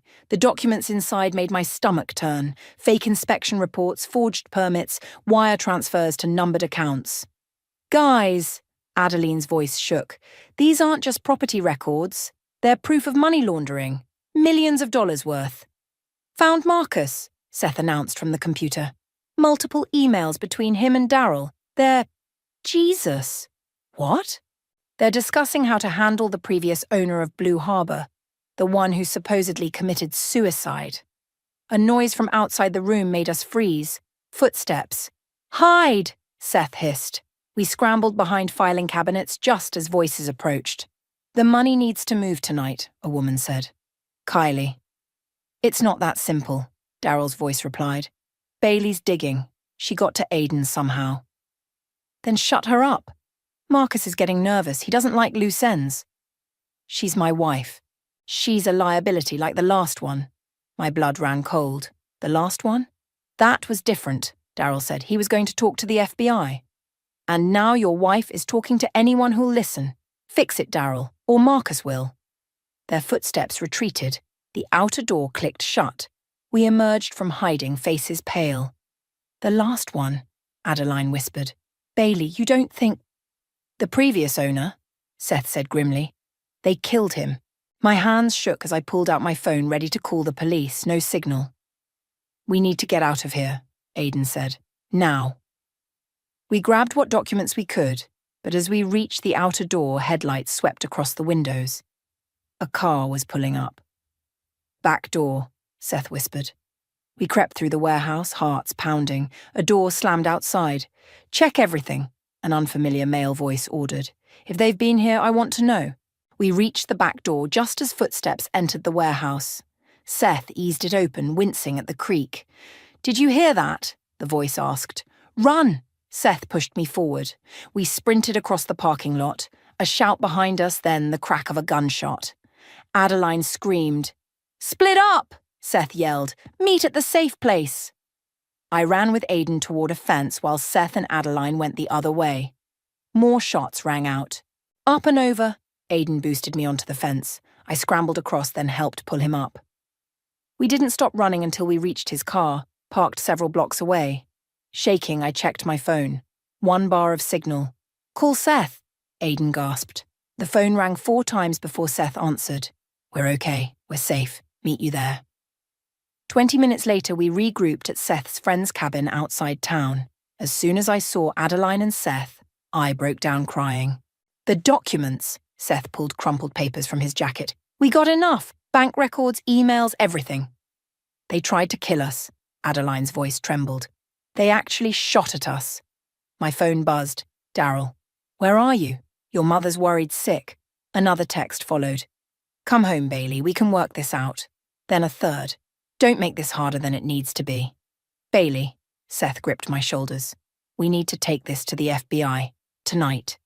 What about Mom and Dad's money? If we don't stop this now, more people will die. Aiden's voice was firm. Like the last owner. Like they're planning for you. I took a deep breath and dialed the FBI's number. As it rang, another text from Daryl appeared. Last chance, Bailey. Think about your family. I was thinking about my family. And I was going to save them from the monster they'd welcomed into our lives. Mrs. Brooks, FBI agent Sarah leaned forward in her chair. We've been investigating Blue Harbor Ventures for months, but we never had enough evidence to move forward. Until now. The federal building's interview room felt cold and sterile. Seth sat beside me while Aiden and Adeline gave separate statements down the hall. What happens next? I asked. We move carefully, Agent Sarah replied. Your husband has powerful connections. We need to coordinate with multiple jurisdictions, freeze accounts. My phone lit up. Mom again. Family emergency meeting. Now. Your father's not well. They're trying to lure you out, Seth warned. Agent Sarah nodded. We can protect you, but you'll need to stay in a safe house. What about my parents? We'll watch them too, but... The door burst open. Another agent rushed in, face tense. We have a problem. Someone tipped them off. Accounts are being emptied as we speak. How many? All of them, including the ones linked to the parents' retirement fund. My stomach lurched. No. There's more, the agent continued. Kylie Salazar just booked a flight to the Caymans. Leaves in 2 hours. Agent Sarah cursed. We can't touch her there. Not without a lengthy legal process. I can. I stood up. Bailey, no. Seth grabbed my arm. She knows everything, Seth, and she's about to disappear with our parents' money. It's too dangerous, Agent Sarah warned. Then arrest her. We don't have enough to hold her yet. The documents you provided are still being authenticated. I checked the time. The airport's 30 minutes away. I can get her to talk. Absolutely not, Agent Sarah said firmly. But I was already moving. Seth followed me out. This is insane, he said as we rushed to his car. You don't have to come. Like hell I don't. We reached the airport with an hour to spare. I spotted Kylie immediately at the first-class check-in, designer luggage at her feet. Stay back, I told Seth. Be ready with your phone. I approached her slowly. She saw me coming and froze. Running away, Kylie? She glanced around nervously. I'm late for my flight. To the Caymans? With my parents' retirement fund? I don't know what you're talking about. Really? Should we call Marcus and ask him? Her face went white. You don't know what you're dealing with. I know about the previous owner, the suicide that wasn't. Bailey, her voice dropped to a whisper. If you know what's good for you, you'll walk away. Like you walked away with $2 million of my parents' money. Better than walking away in a body bag. Is that what happened to Daryl's first wife? Kylie's composure cracked. What? You mentioned the last one at the warehouse, but the previous owner was a man. So who are you talking about? She grabbed my arm, pulling me aside. Stop digging, please. You have no idea what these people are capable of. Then tell me. She looked around again, then leaned in close. Daryl's first wife didn't die in a car accident like everyone thinks. She found out about the operation, about Marcus, about everything. My blood ran cold. Daryl killed her. Marcus did. Made it look like an accident, just like he did with the previous owner when he wouldn't play ball. Her eyes filled with tears. I didn't know what I was getting into. By the time I figured it out, I was in too deep. Help us stop them. I can't. They'll kill me. We can protect you. The FBI is already here. Agent Sarah's voice came from behind us. Kylie spun around to find herself surrounded by agents. How? Your phone, I said. Seth was broadcasting our entire conversation to them. Kylie's shoulders slumped.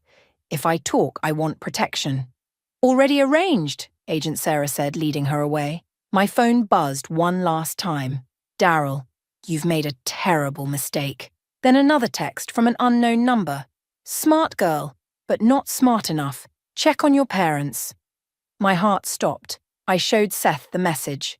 Go, Agent Sarah ordered. We'll send backup. We raced to our parents' house, breaking every speed limit. The front door was open when we arrived. Inside, we found Mom crying on the couch. Dad nowhere in sight. Where is he? I demanded. Daryl came by, she sobbed. Said he needed Dad's help with some urgent paperwork. They left 20 minutes ago. Where? The warehouse. Daryl said something about saving what was left of the retirement fund. Seth was already calling Agent Sarah as we ran back to the car, but we both knew we might be too late. The sun was setting as we sped toward the warehouse, and I couldn't shake the feeling that this time someone wasn't making it out alive. FBI's 10 minutes out, Seth said as we parked a block from the warehouse. We should wait. Dad doesn't have 10 minutes. I was already moving, staying in the shadows. 2 cars sat in the warehouse parking lot, Daryl's Mercedes and a black SUV I'd never seen before. Voices drifted from inside. Get closer, I whispered to Seth, but stay hidden. We crept to a broken window. Inside, Dad stood with Daryl and a tall man I assumed was Marcus. Dad's face was ashen. Sign it, Marcus said, pushing papers across a table. Transfer everything to the new accounts. Ernest? Daryl's voice was gentle, reasonable. It's the only way to protect what's left. What happened to the rest? Dad's voice shook. Your daughter happened, Marcus snapped. Her little FBI stunt triggered our fail-safes. Most accounts are already emptied. You promised, Dad started. I promised returns if you kept quiet, Daryl cut in. Bailey changed the game. Sign it, Marcus repeated, or your retirement fund won't be your biggest problem. Dad picked up the pen. My heart raced. Don't. I stepped through the door before Seth could stop me. Everyone spun around. Daryl's face darkened. Marcus reached under his jacket. Bailey, run, Dad yelled. Nobody's running. Marcus pulled out a gun. Though I'm glad you're here, Bailey. Saves us the trouble of hunting you down. The FBI's already on their way, I said. Then we'll make this quick. He turned to Daryl. Handle your wife. I'll deal with Daddy dearest. Daryl stepped toward me. You should have left it alone, Bailey. Like your first wife did? He stopped cold. Dad looked between us, confused. What is she talking about? Tell him, Daryl, I pressed. Tell him how you and Marcus murdered her when she discovered your scheme, just like you murdered the previous owner of Blue Harbor. That's a lie, Dad said weakly. Ask him about the suicide note, I continued. Ask him why it was typed when everyone knew the man never used computers. Enough, Marcus raised the gun. Or ask about the offshore accounts, I kept talking, watching Seth slip through another entrance behind them. Ask where the money really went. Ask about the properties that mysteriously burned down after being insured for millions. I said enough, Marcus aimed at my chest. Several things happened at once. Dad lunged for Marcus. Daryl reached for me, and Seth brought a metal pipe down on Marcus's arm. The gun went off, the bullet hitting a wall. I drove my knee into Daryl's stomach as he grabbed me. He doubled over but managed to catch my ankle as I tried to run. Marcus recovered quickly, shoving Dad aside and reaching for the dropped gun. Seth kicked it away, sending it sliding across the floor. You're both dead, Marcus snarled, pulling another gun from an ankle holster. Sirens wailed in the distance. It's over, I gasped, still struggling with Daryl. Kylie told them everything. Kylie? Daryl's grip loosened slightly. She's in protective custody. The FBI has all the documents, all the proof. You're lying, Marcus said, but uncertainty crept into his voice. Check your phone, Seth suggested. Check the news. The story's already breaking. Marcus pulled out his phone with his free hand. His face went pale. The sirens grew louder. Red and blue lights flashed outside. We need to go, Marcus grabbed Daryl's arm. Now! Daryl released me, backing away. I'm sorry, Bailey, I never meant... Save it, I spat. They ran for the back door, but Seth's voice stopped them. That exit's already covered. He was bluffing, but they didn't know that. They hesitated just long enough for the FBI to burst in through the main entrance. Federal agents, hands up! Marcus raised his gun. 3 agents fired simultaneously. He dropped, clutching his shoulder. Daryl immediately raised his hands. I can explain everything. Save it for your lawyer, Agent Sarah said, cuffing him. Dad sat heavily on a nearby chair, looking shell-shocked. Bailey, I'm so sorry. I should have believed you. I hugged him tightly. It's okay, Dad. No, it's not, he pulled back, his eyes wet. Your mother and I, we were so wrong about everything. Mr. Brooks, Agent Sarah approached. We'll need your statement. As Dad followed her, Seth pulled me aside. You okay? I watched Daryl being led away in handcuffs, his perfect facade finally crumbling. I will be. My phone buzzed. Adeline. Just saw the news. You did it. But it wasn't over yet. There was still one more confrontation waiting, telling Mom the whole truth about the man she'd defended so fiercely. And somehow, that scared me more than anything else that had happened tonight.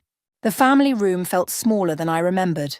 Mom paced by the window while Dad sat slumped in his armchair. Seth and Adeline flanked me on the couch like bodyguards. This is ridiculous, Mom said for the 3rd time. There must be some mistake. The FBI doesn't make mistakes like this, Vivian. Dad's voice was tired. I saw everything with my own eyes. But Daryl wouldn't. He did, I cut in. And you need to hear all of it. I nodded to Seth, who opened his laptop and pulled up the news articles. Mom's hands shook as she read the headlines. Local real estate developer arrested in money laundering scheme. Blue Harbor Ventures linked to previous owner's death. Multiple arrests in multi-million-dollar fraud case. There's more, I said softly. About his first wife. Mom's head snapped up. What about her? She didn't die in a car accident. I took a deep breath. They killed her. Because she discovered what they were doing. No. Mom collapsed into a chair. No, that's not. He was devastated when she died. He could barely talk about it. Because he was guilty, Seth said. The FBI found evidence in Marcus's files, emails discussing how to handle her, just like they planned to handle Bailey. They shot at us, Mom, I added. At the warehouse. They were going to kill me, too. Mom's face crumpled. But he was family. We trusted him. I defended him to everyone. That's what he counted on, Adeline spoke up. He used your loyalty against you. The retirement fund, Mom turned to Dad. Tell me we didn't lose everything. Dad couldn't meet her eyes. They're trying to recover what they can, but most of it's gone. A knock at the door made everyone jump.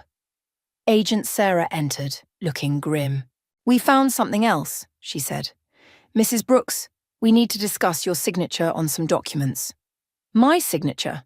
Mom frowned. What documents? Transfer papers for additional properties under Blue Harbour Ventures. Your signature appears on several of them. That's impossible. I never signed anything. Show her. Agent Sarah handed over a file. Mum's face went white as she looked at the papers. These aren't my signatures. Someone forged them. We believe Darryl used these documents to secure additional loans. The properties were then intentionally condemned and resold at massive profits. He forged my signature? Mom's voice cracked. How many times? We've identified 17 instances so far. Mom stood up suddenly, running to the bathroom. We could hear her getting sick. She'll need to make a formal statement, Agent Sarah said quietly. I'll bring her in tomorrow, Dad promised. After Agent Sarah left, Mom emerged, her face streaked with tears. I kept telling you to apologize to him, she said, looking at me. I called you paranoid, difficult. My own daughter, and I chose him. Mom, no, let me finish, she straightened up. I failed you, Bailey. I failed this whole family. I was so concerned with appearances, with what people would think. We all were, Dad added. We let him blind us. The preliminary hearing is next week, Seth said. They want us all to testify.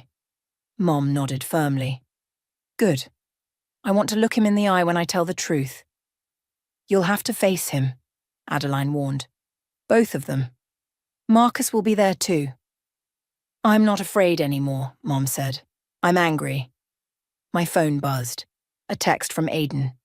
Just finished my FBI interview. You need to see what they found in Darryl's private email. What is it? Seth asked, seeing my expression. I don't know, but Aiden's coming over. 20 minutes later, Aiden burst in, waving a stack of papers.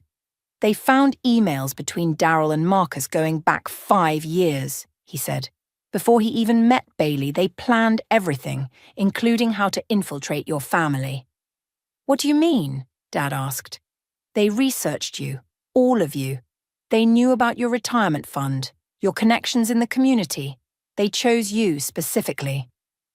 Mom made a small, broken sound. The charity gala where we met, I said slowly. That wasn't coincidence, was it? No, Aiden confirmed. They orchestrated the whole thing. Every moment of your relationship was calculated. The room fell silent as the full weight of the manipulation sank in. The hearing, Mom said finally. I don't want to just testify. I want to make a victim impact statement. I want everyone to know exactly what he did to this family. We'll all be there, Seth promised. Together, Dad added, taking Mom's hand. I looked around at my family, battered but unbroken. For the first time since this nightmare began, I felt something like hope. But I couldn't shake the feeling that Darryl had one last surprise waiting. Something we hadn't discovered yet. And I was right. The courthouse hallway buzzed with tension. Reporters clustered outside, held back by security. Mom gripped my hand as we waited to enter. Ready? Seth asked. Before I could answer, Adeline rushed up, waving her phone. You need to see this, now. She pulled us into an empty conference room and played a video. It showed Darryl in his jail cell speaking to someone off camera. If I'm going down, his voice was cold, the whole family burns. Play the recording. The video cut to security footage of Dad's office from 3 years ago. Dad sat at his desk counting cash. Lots of cash. He was setting us up, I whispered. The whole time he was gathering blackmail material. There's more, Adeline said. This just leaked to every major news outlet. Mum's face hardened. Let me see that phone. She watched the video twice, then straightened her jacket. Good. Dad looked stricken. Vivian, that video shows you counting the cash from selling your classic car collection to invest in Blue Harbour, she finished. We have the bill of sale, remember? Dated and notarized. Understanding dawned on Dad's face. The money I gave Darryl to invest. Exactly, Mom smiled grimly. His attempt to frame you just proved the fraud. He documented his own crime. Agent Sarah appeared in the doorway. They're ready for us. The courtroom fell silent as we entered. Darryl and Marcus sat at the defense table, both in suits that couldn't quite hide their prison jumpsuits underneath. Darryl's eyes locked onto mine. I stared back, refusing to flinch. The proceedings moved quickly. Kylie testified first, detailing the money laundering operation. Then came the forensic accountants, the evidence from the warehouse, the forged documents. Finally, Mom stood for her victim impact statement. I trusted you, she began, looking directly at Darryl. We all did. You didn't just steal our money. You stole our faith in people, our sense of family. Her voice grew stronger. But here's what you didn't steal. Our strength, our truth, our ability to stand here today and make sure you never hurt another family again. Darryl's smug expression faltered. Oh, and that video you leaked this morning, Mom continued. Thank you for providing documented proof of exactly when and how you took our money. The prosecutors are especially grateful. Marcus cursed under his breath. Darryl's lawyer looked like he might be sick. The judge's verdict was swift and severe. 25 years for Darryl, 30 for Marcus. Full restitution ordered. As they led Darryl away, he called out, Bailey, wait! No, I cut him off. You don't get to speak to me anymore. Not ever again. Outside the courthouse, reporters swarmed us. Mrs. Brooks, one called out, how does it feel to know your husband orchestrated this entire fraud? Ex-husband, I corrected. And it feels like justice.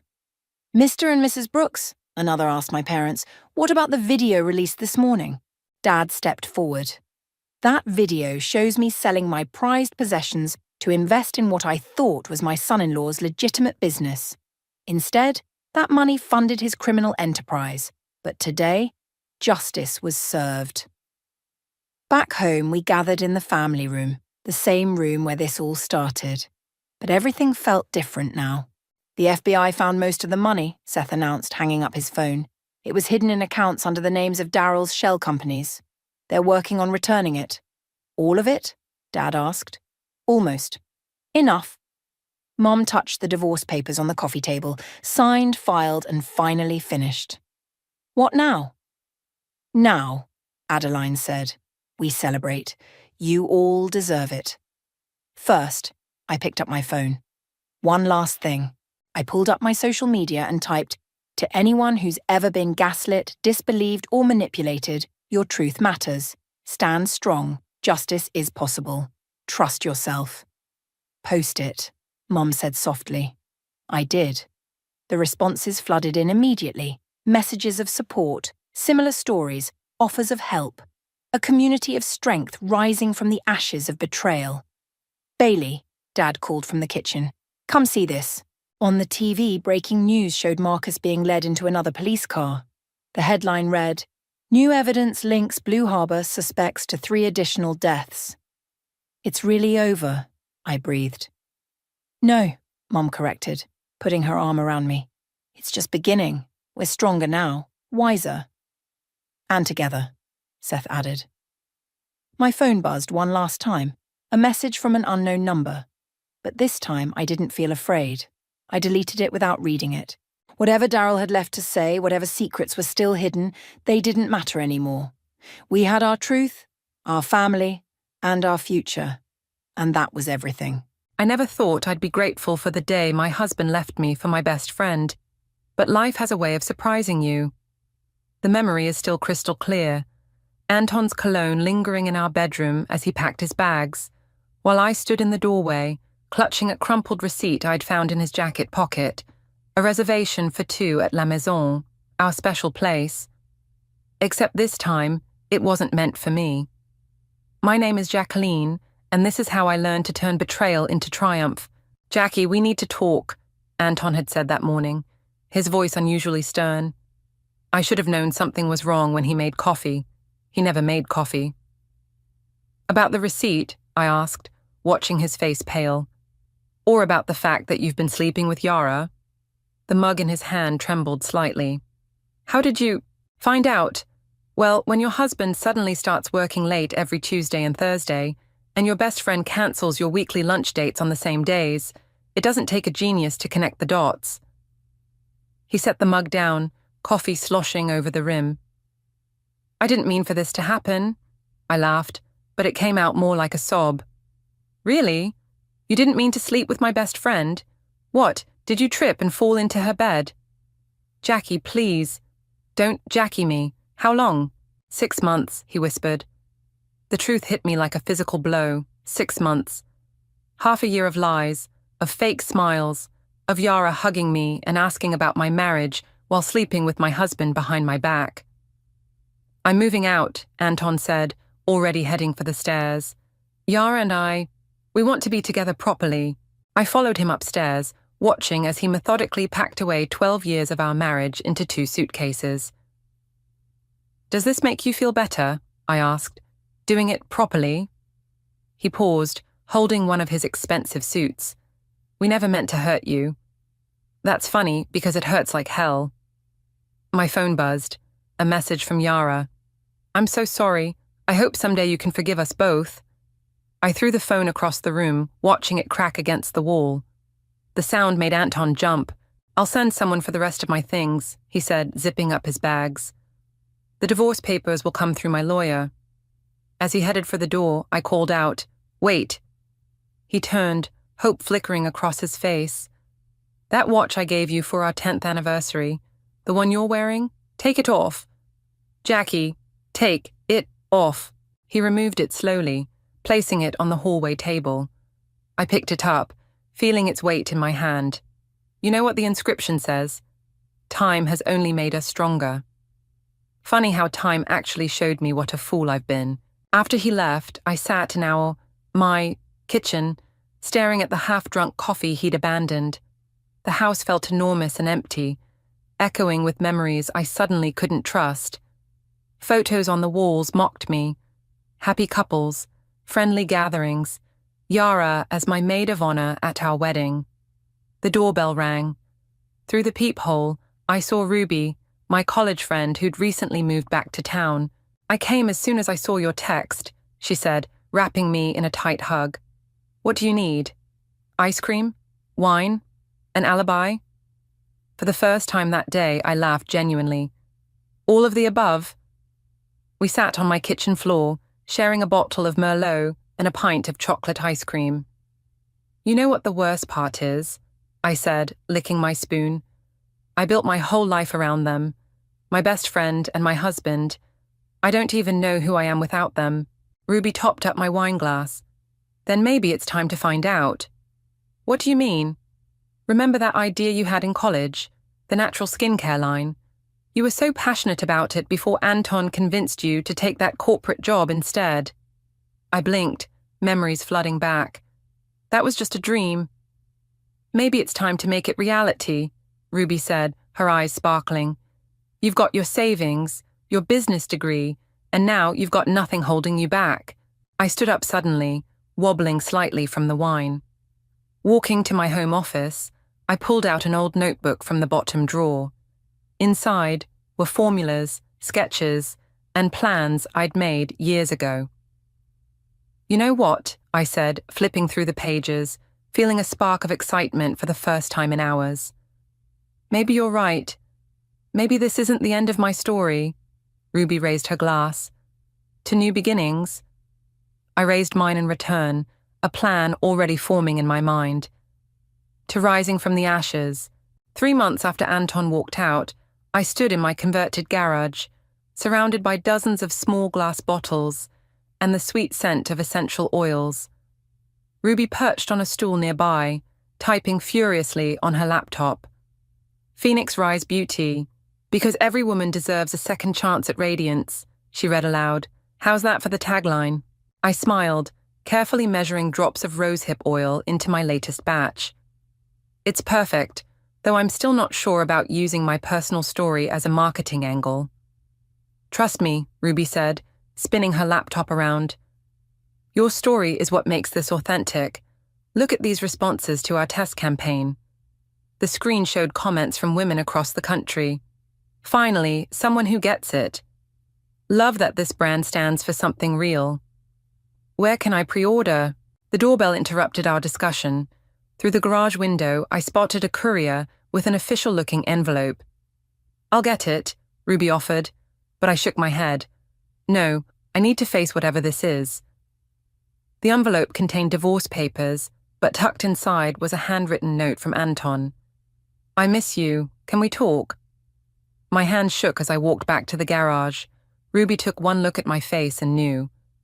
The papers came? I nodded, dropping them on the workbench, along with a note saying he misses me. That manipulative piece of... It doesn't matter, I cut her off, returning to my oils. I've got more important things to focus on, like this formula that still isn't quite right. Ruby grabbed my hands, forcing me to stop. Jackie, you're allowed to be angry. I'm not angry, I said, pulling away. I'm busy, there's a difference. Really? Because you've been measuring that same oil 4 times now. I looked down at the overflowing bottle and swore. Fine, I'm angry. I'm furious. Happy now? Actually, yes, Ruby grinned. Anger can be productive. Channel it into the business. She was right. Over the next few hours, we refined the formula until it was perfect. A healing blend that made my skin glow despite the stress and sleepless nights. We need to get this in front of people, Ruby declared. I know someone who runs a local wellness market. Let's set up a booth next weekend. The market was bustling when we arrived early Saturday morning. Our booth looked professional but personal. Photos of my transformation journey subtly displayed alongside our products. Remember, Ruby coached, when people ask about the brand, be honest. Your vulnerability is your strength. The first few customers trickled in slowly, but word spread quickly about the Miracle Glow Serum. By noon, we had a steady stream of interested buyers. This scent is amazing, one woman said, testing the serum. What's your story? I took a deep breath. 3 months ago, my husband left me for my best friend. Instead of letting it destroy me, I decided to create something beautiful from the pain. Her eyes widened. My God, the same thing happened to my sister. She's still devastated. Give her this, I said, handing her a sample. Tell her it gets better. By day's end, we'd sold out of everything and collected a list of pre-orders. As we packed up, Ruby's phone buzzed. Jackie, she said slowly, you need to see this. It was an Instagram post from Yara, a photo of her and Anton in front of a sold sign, captioned, New house, new beginnings. Rue blessed. I stared at their smiling faces, my stomach churning. They looked happy, settled, while I was starting over from scratch. Don't let them get to you, Ruby warned. Look what you've accomplished today. I gestured at our empty booth. This? It's nothing compared to their new house. No, it's better. It's yours. You built this from nothing but determination and talent. As if on cue, my phone dinged with an email notification. Ruby, I whispered, look at this. A major beauty retailer wanted to schedule a meeting about carrying Phoenix Rise in their stores. Still think this is nothing? Ruby asked, grinning.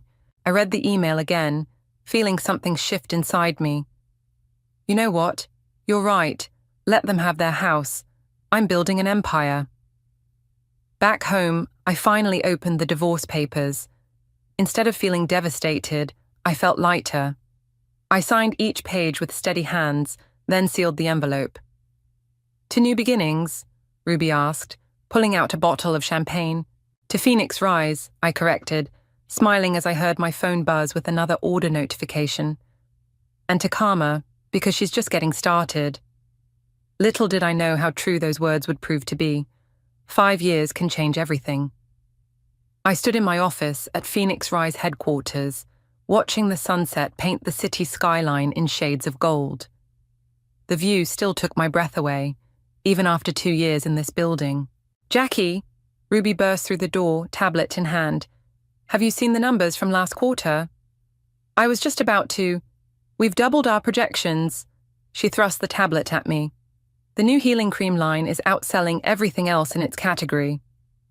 I scrolled through the report, a smile spreading across my face. "Send these to Nathan. He'll want to see them before tomorrow's board meeting." "Already done." Ruby flopped onto my office couch. "Speaking of Nathan, he asked about that mysterious investor again. The one who keeps trying to schedule meetings. Tell him what I always say. We're not interested in outside investment." "But Jackie, they're offering—" A knock at the door interrupted us. My assistant Maria poked her head in. "Sorry to interrupt, but there's someone here to see you. Says it's urgent." "I don't have any appointments." "It's Yara." The name hit me like a physical blow. Ruby jumped to her feet. "Want me to tell her to get lost?" "No," I said, smoothing my skirt. "Send her in." Yara looked different, gone were the designer clothes and perfect makeup. Instead, she wore jeans and a plain sweater, her face drawn and tired. "Jackie," she said softly, "you look amazing." "What do you want, Yara?" She twisted her hands together. "I know I have no right to be here, but we need your help. Anton and we're in trouble." Ruby snorted. "That's rich." "What kind of trouble?" I asked, keeping my voice neutral. "Financial trouble. The housing market crashed, and Anton's real estate business." She swallowed hard. "We're about to lose everything." "And you thought of me because you're successful, because despite what we did to you, you've thrived." Tears welled in her eyes. "Because I remember how kind you used to be." "Used to be," I repeated, "before my husband and best friend betrayed me. I know we hurt you." "Hurt me?" I laughed. "You destroyed my life. Or at least you tried to."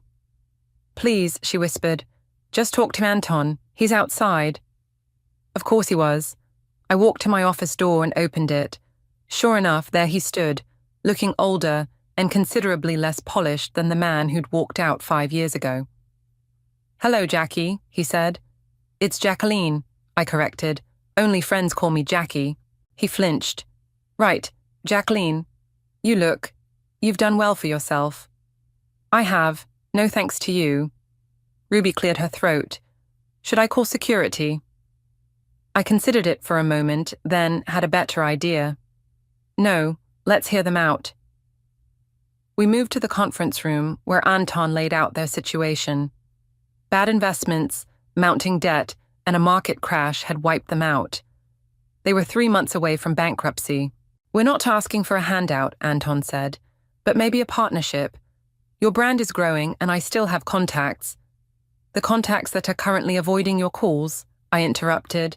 He had the grace to look embarrassed. "We can still bring value to your company." I stood up, walking to the window. Below, the Phoenix Rise logo glowed against the darkening sky. 5 years of hard work, of rebuilding myself from nothing, of proving them wrong. "I'll think about it," I said finally. "Really?" Yara's face lit up. "I'll have my team review your situation and get back to you in a week." After they left, Ruby exploded. "You can't seriously be considering helping them." I smiled, a plan already forming in my mind. "Remember what you told me 5 years ago, about anger being productive?" "Yeah. Well, I'm about to be very productive." I picked up my phone. "Get me Nathan. We need to talk about that mysterious investor." Later that night, I sat in my home office, reviewing old photos on my laptop. There was one from my wedding day, Yara adjusting my veil, Anton waiting at the altar. I'd kept it all these years, a reminder of what I'd lost.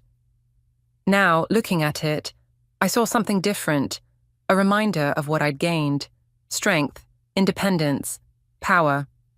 My phone buzzed with a text from Nathan. Did some digging on Anton's business. You're going to want to see this. I smiled, closing the laptop. Time has only made us stronger, I whispered, echoing the words from that long-ago watch inscription.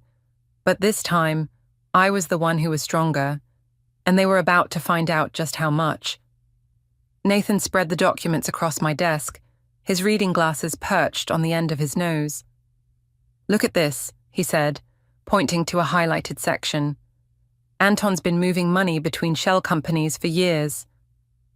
Is it illegal? I asked, scanning the papers. Not technically, but it's sketchy as hell. Nathan leaned back in his chair.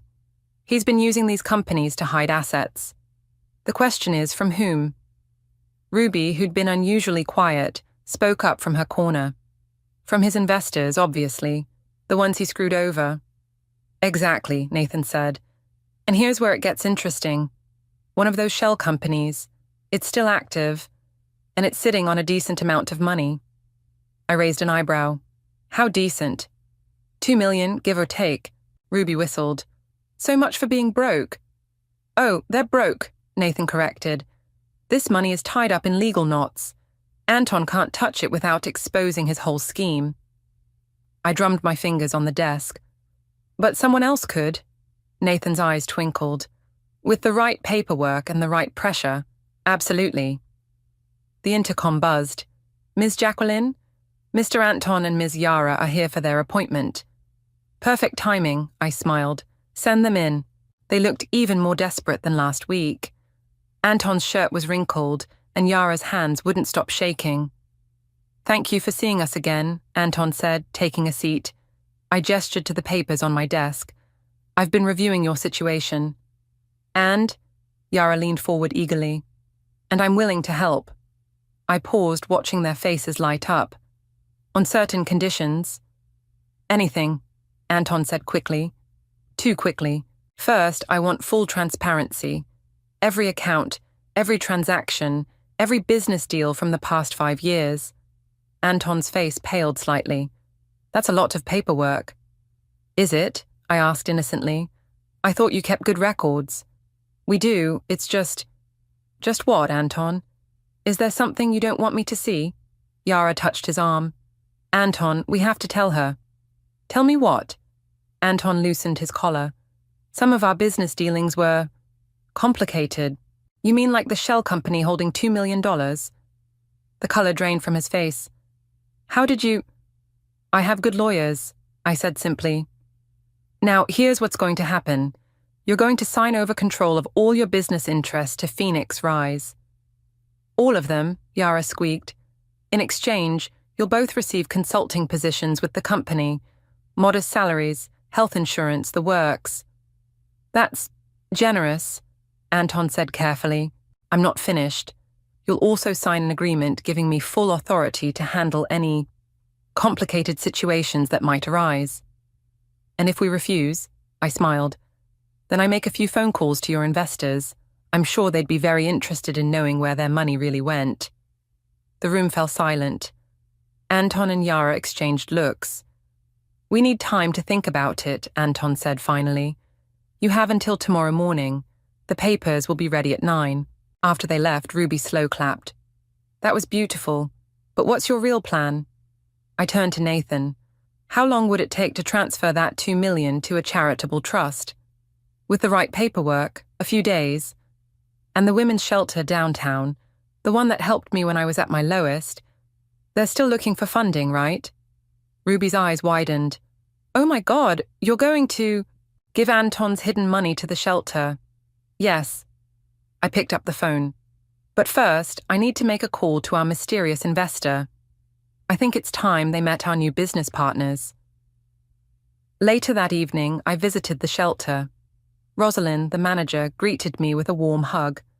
Jacqueline, we missed you at last month's fundraiser. I know, I'm sorry, but I might have something to make up for it. I handed her a folder. How would you feel about a $2 million endowment? Her jaw dropped. Are you serious? Consider it Karma's donation. I smiled. Sometimes, justice takes the scenic route. Walking back to my car, I received a text from Ruby. Anton's been making calls all afternoon. Sounds desperate. Good, I thought. Let him feel what desperation tastes like. Let him understand what it means to have your future in someone else's hands. Tomorrow at 9, they'd sign those papers, thinking they were saving themselves. They had no idea they were actually signing their karma check. And I was going to make sure it cleared. 9 o'clock sharp, and my office was a battlefield of tension. Anton and Yara sat across from me, while Nathan quietly arranged documents on the conference table. Before we sign, Anton said, his voice strained, I want to know who this mystery investor is. Right on cue, the door opened. A tall woman in an impeccable suit walked in, and I watched the blood drain from Anton's face. Hello, Anton, she said coolly. Remember me? Victoria, he whispered. You know each other? I asked innocently, though I knew exactly who she was. One of Anton's biggest investors from 3 years ago. You could say that, Victoria replied, taking a seat. Anton lost $2 million of my money in what he called a guaranteed investment opportunity. Yara's head snapped toward Anton. You never told me about this. It wasn't relevant, he muttered. Wasn't relevant. Victoria laughed.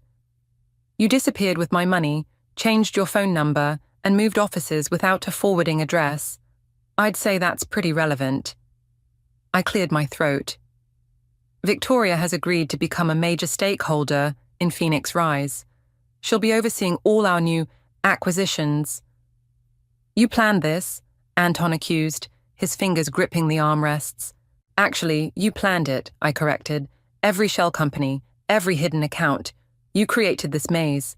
I'm just walking you through it. Nathan slid the contracts forward. Shall we begin? The next hour was excruciating for Anton and Yara as they signed away control of everything they owned. With each signature, Victoria's smile grew wider. There's one more thing, I said as they reached the final page. The women's shelter downtown needs board members for their charitable trust. You've both been nominated. A shelter? Yara asked. The same one that helped me put my life back together after you two destroyed it. I met her eyes. Consider it community service. This is blackmail, Anton growled. No, this is karma. But if you'd prefer, we could discuss this with the SEC instead. More signatures, more silent fury. When it was done, Nathan gathered the papers while Victoria stood. I'll see you both at Monday's board meeting, she said. Don't be late. After they left, Ruby burst in. Tell me I didn't miss the whole thing. Just the paperwork, I said. The real show starts Monday. Jackie, Nathan's voice was serious. Are you sure about this? Revenge can be a double-edged sword. This isn't just revenge, I replied. This is justice. They hurt people, Nathan. Not just me. Victoria, other investors, everyone they stepped on to get ahead. And the shelter angle is legitimate. They need oversight, and Anton and Yara need humility. Besides, I smiled, wait until they find out about the mandatory volunteer hours. Later that afternoon, Yara showed up alone at my office. Can we talk? She asked. Just us? I gestured to the chair. She sat, looking smaller than ever. I know you hate us, she began. I don't hate you, I interrupted. Hate requires energy I'd rather spend elsewhere. I just want you to understand consequences. By destroying us? By making you rebuild, like I had to. I leaned forward. The shelter saved my life, Yara. When you and Anton left, I was broken. They helped me find purpose again. I didn't know. Of course you didn't. You were too busy playing house with my husband. I softened my tone. But now you have a chance to help other women find their strength. Don't waste it. She wiped her eyes. Anton's been lying to me. About Victoria, about the money. I feel so stupid. Then learn from it. Monday morning, you start fresh. How you handle this determines your future. After she left, I called Rosalind at the shelter. The papers are signed, I told her. You'll have your funding by next week. And our new board members? They'll be there Monday. Trust me, they're motivated to make this work. You're either an angel or a genius, Rosalind laughed. Neither, I said, watching the sunset paint the sky phoenix red. Just someone who believes in poetic justice. My phone buzzed with the text from Ruby. Drinks tonight to celebrate? I typed back, rain check, meeting Nathan to go over Monday's presentation. Some might call it overkill, but I believed in being thorough.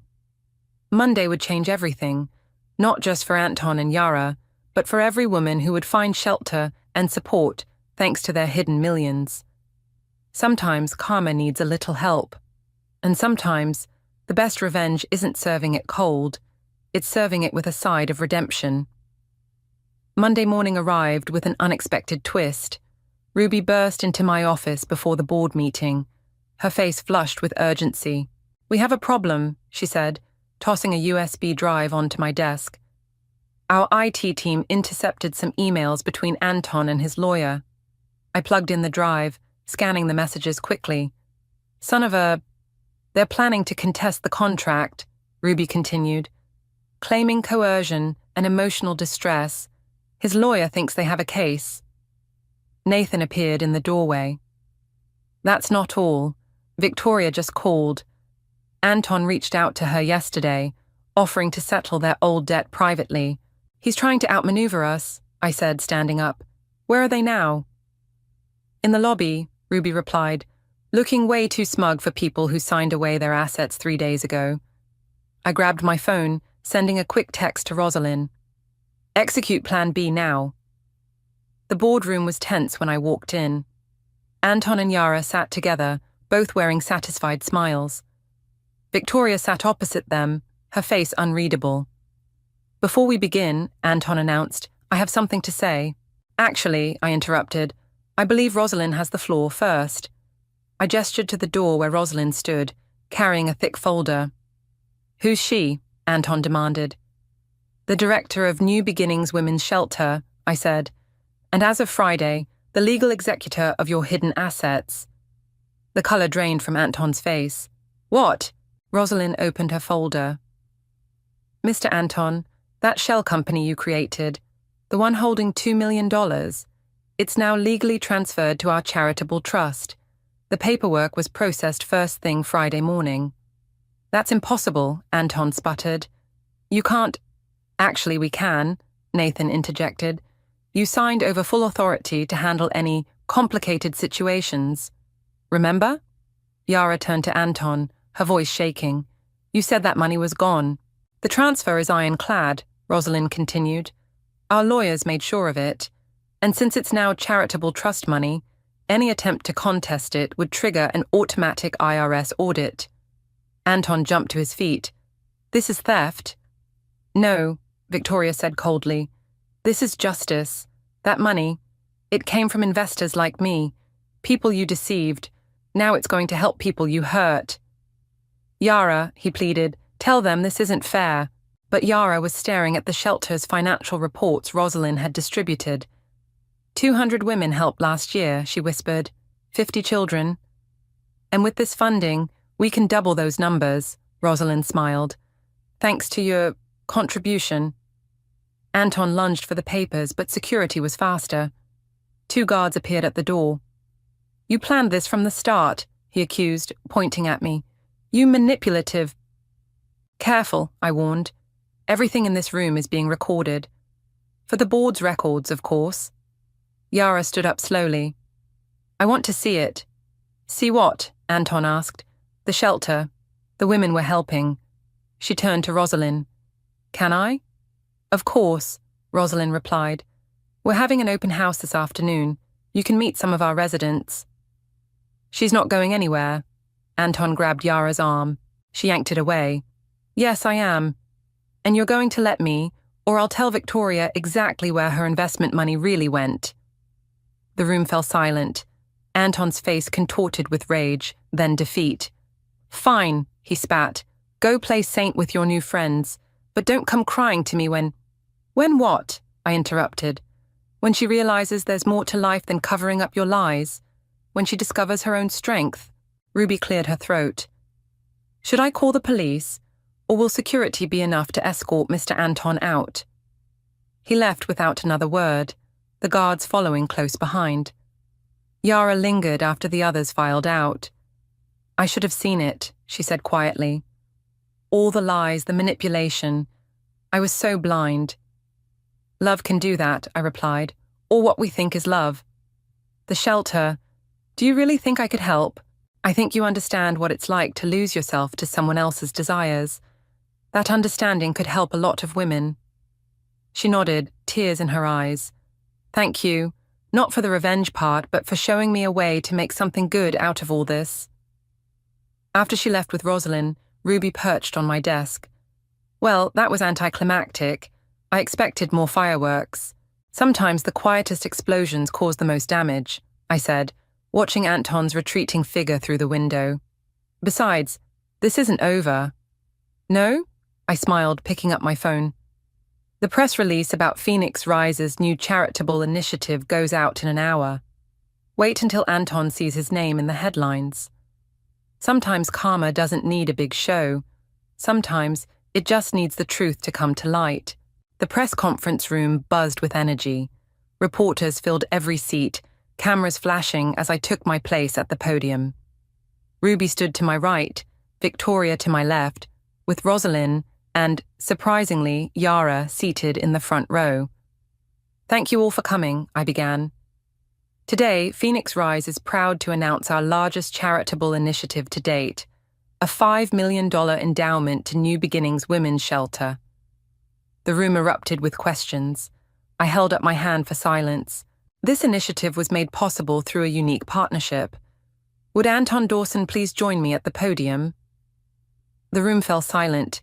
Every head turned toward the back, where Anton stood frozen, having just walked in. He'd clearly come to disrupt the proceedings, but now found himself in the spotlight. "Anton," I prompted, "would you like to tell everyone about your generous contribution?" He strode forward, fury evident in every step. "This is a setup," he hissed as he reached the podium. "Is it?" I turned to the reporters. $2 million of this endowment comes directly from Mr. Dawson's previously undisclosed assets. Assets that, until recently, were hidden from his investors and the IRS. The camera flashes intensified. Anton gripped the podium, knuckles white. "That's a lie," he said into the microphone. Victoria stepped forward. "Is it? I have the paper trail right here." She held up a folder. "Would you like me to share it with these reporters?" A journalist in the front row stood up. "Mr. Dawson, is it true that you lost millions in investor funds through shell companies?" Another reporter jumped in. "Are there other hidden accounts we should know about?" Anton's face turned red. "No comment. This is all a manipulation by my ex-wife." "Your ex-wife?" Yara's voice cut through the chaos as she stood up. "Is trying to help people. Unlike you, who only helps yourself." The room went dead quiet. Anton stared at her in disbelief. "Yara, what are you doing?" "The right thing, finally." She turned to the reporters. "I've spent the past week at New Beginnings, seeing firsthand what this money can do. Women and children who've lost everything, just like I lost myself with you, Anton." More cameras flashed. More questions flew. Anton backed away from the podium, but there was nowhere to hide. "If you'll direct your attention to the screens," I continued smoothly, "you'll see our comprehensive plan for the endowment funds." The presentation played, showing before and after photos of the shelter, stories of women who'd rebuilt their lives, and detailed financial projections. But the reporter's eyes kept darting between Anton's crumbling facade and Yara's quiet dignity. "Ms. Jacqueline," a reporter called out, "what inspired this initiative?" "Sometimes," I said, looking directly at Anton, "the best way to heal from betrayal is to turn it into something beautiful. Every woman deserves a second chance at happiness, at success, at life." "This isn't over," Anton muttered as he stormed toward the exit. "Actually, it is," Victoria called after him. "The SEC would love to hear from you, by the way. They're very interested in those shell companies." The door slammed behind him. In the ensuing chaos of questions and camera flashes, Yara made her way to the podium. "I'd like to announce something else," she said, her voice shaking but determined. I'm joining New Beginnings as their new outreach coordinator. My experience, my mistakes, they can help other women avoid the same traps. Ruby squeezed my arm. Did you know about this? I shook my head, watching as Yara handled questions with growing confidence. The broken woman from last week was gone, replaced by someone stronger, someone real. After the press conference, Rosalind pulled me aside. You've started something bigger than revenge here, she said.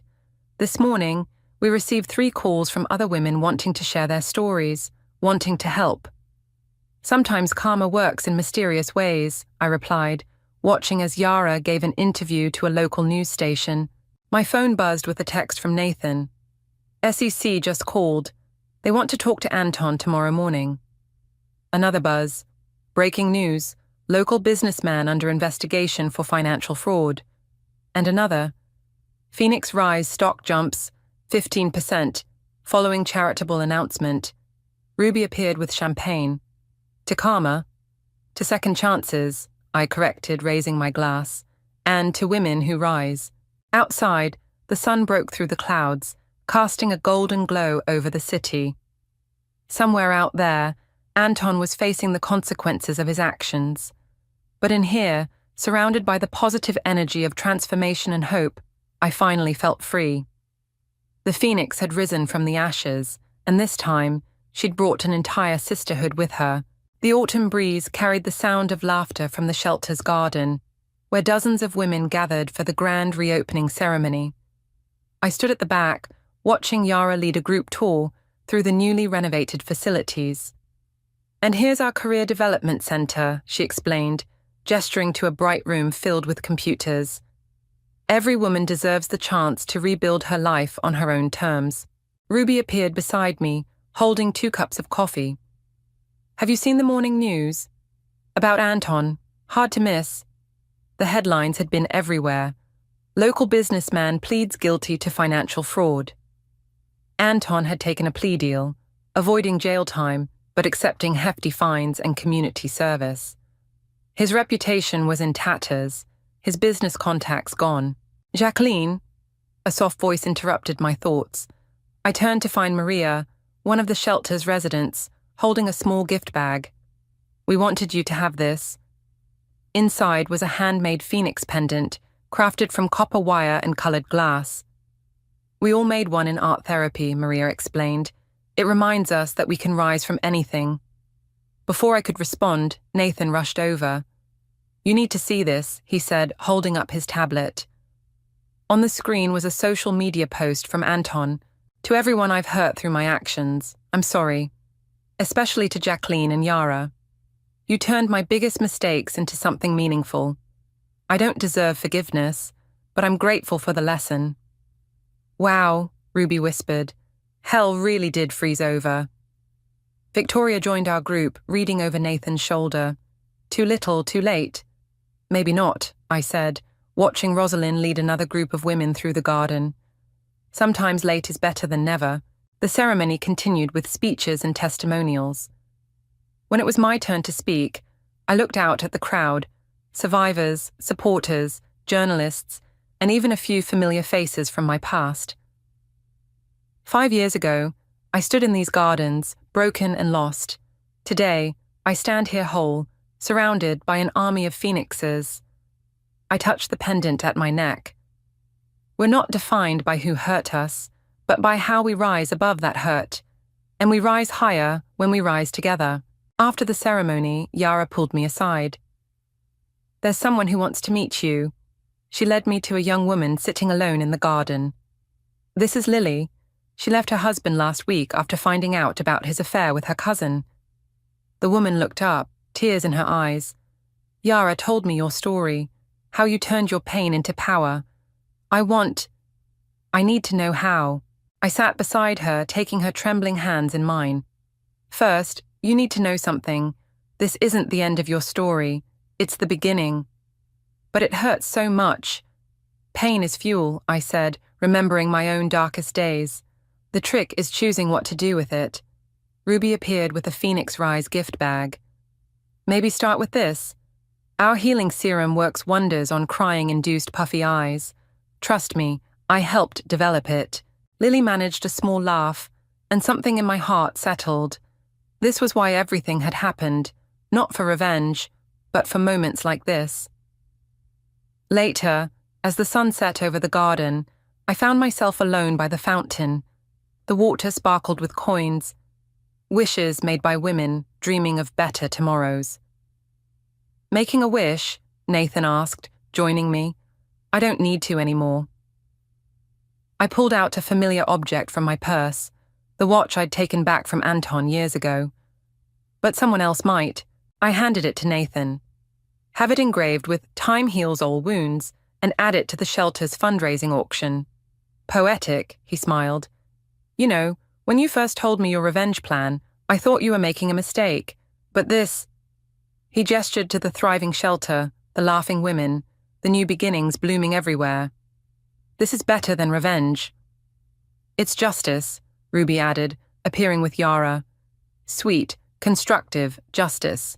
The four of us stood there, watching the last rays of sunlight paint the sky in shades of orange and gold. A phoenix sunset, I thought. My phone buzzed with a message from Rosalind. 3 more women just checked in.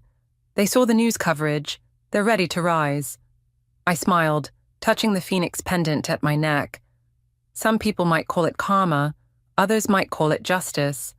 But standing there, surrounded by the evidence of pain transformed into purpose, I knew what it really was.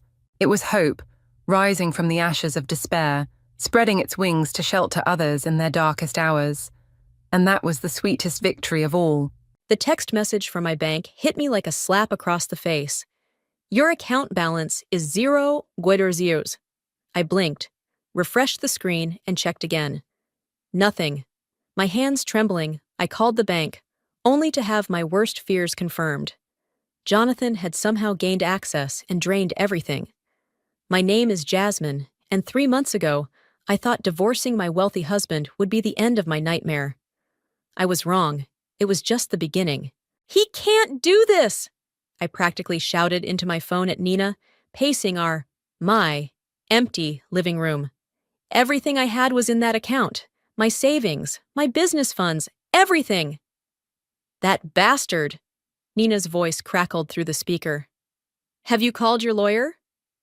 "They're looking into it," I spat, running my fingers through my hair. "Meanwhile, I can't even buy groceries. God, I should have known he'd do something like this. Jonathan never could handle losing control. The mansion felt suffocating now. I'd won it in the divorce, along with a few other assets that probably made Jonathan's blood boil. But at what cost? Every room held memories I wanted to forget. Dinner parties where he'd belittled me in front of his business associates. Arguments that ended with him storming off to his study. Nights spent crying myself to sleep. The study. Something clicked in my mind. "Nina, I'll call you back." I practically ran up the stairs, my heart pounding. Jonathan's private study had always been off-limits during our marriage. His sanctuary, he'd called it. But now it was mine.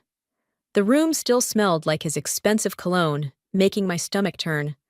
I started with the obvious places: desk drawers, filing cabinets, the safe behind his pretentious oil painting. Nothing unusual, just business contracts and tax documents. Then I noticed it. The floorboard under his desk was slightly raised, almost imperceptible, unless you were looking for it.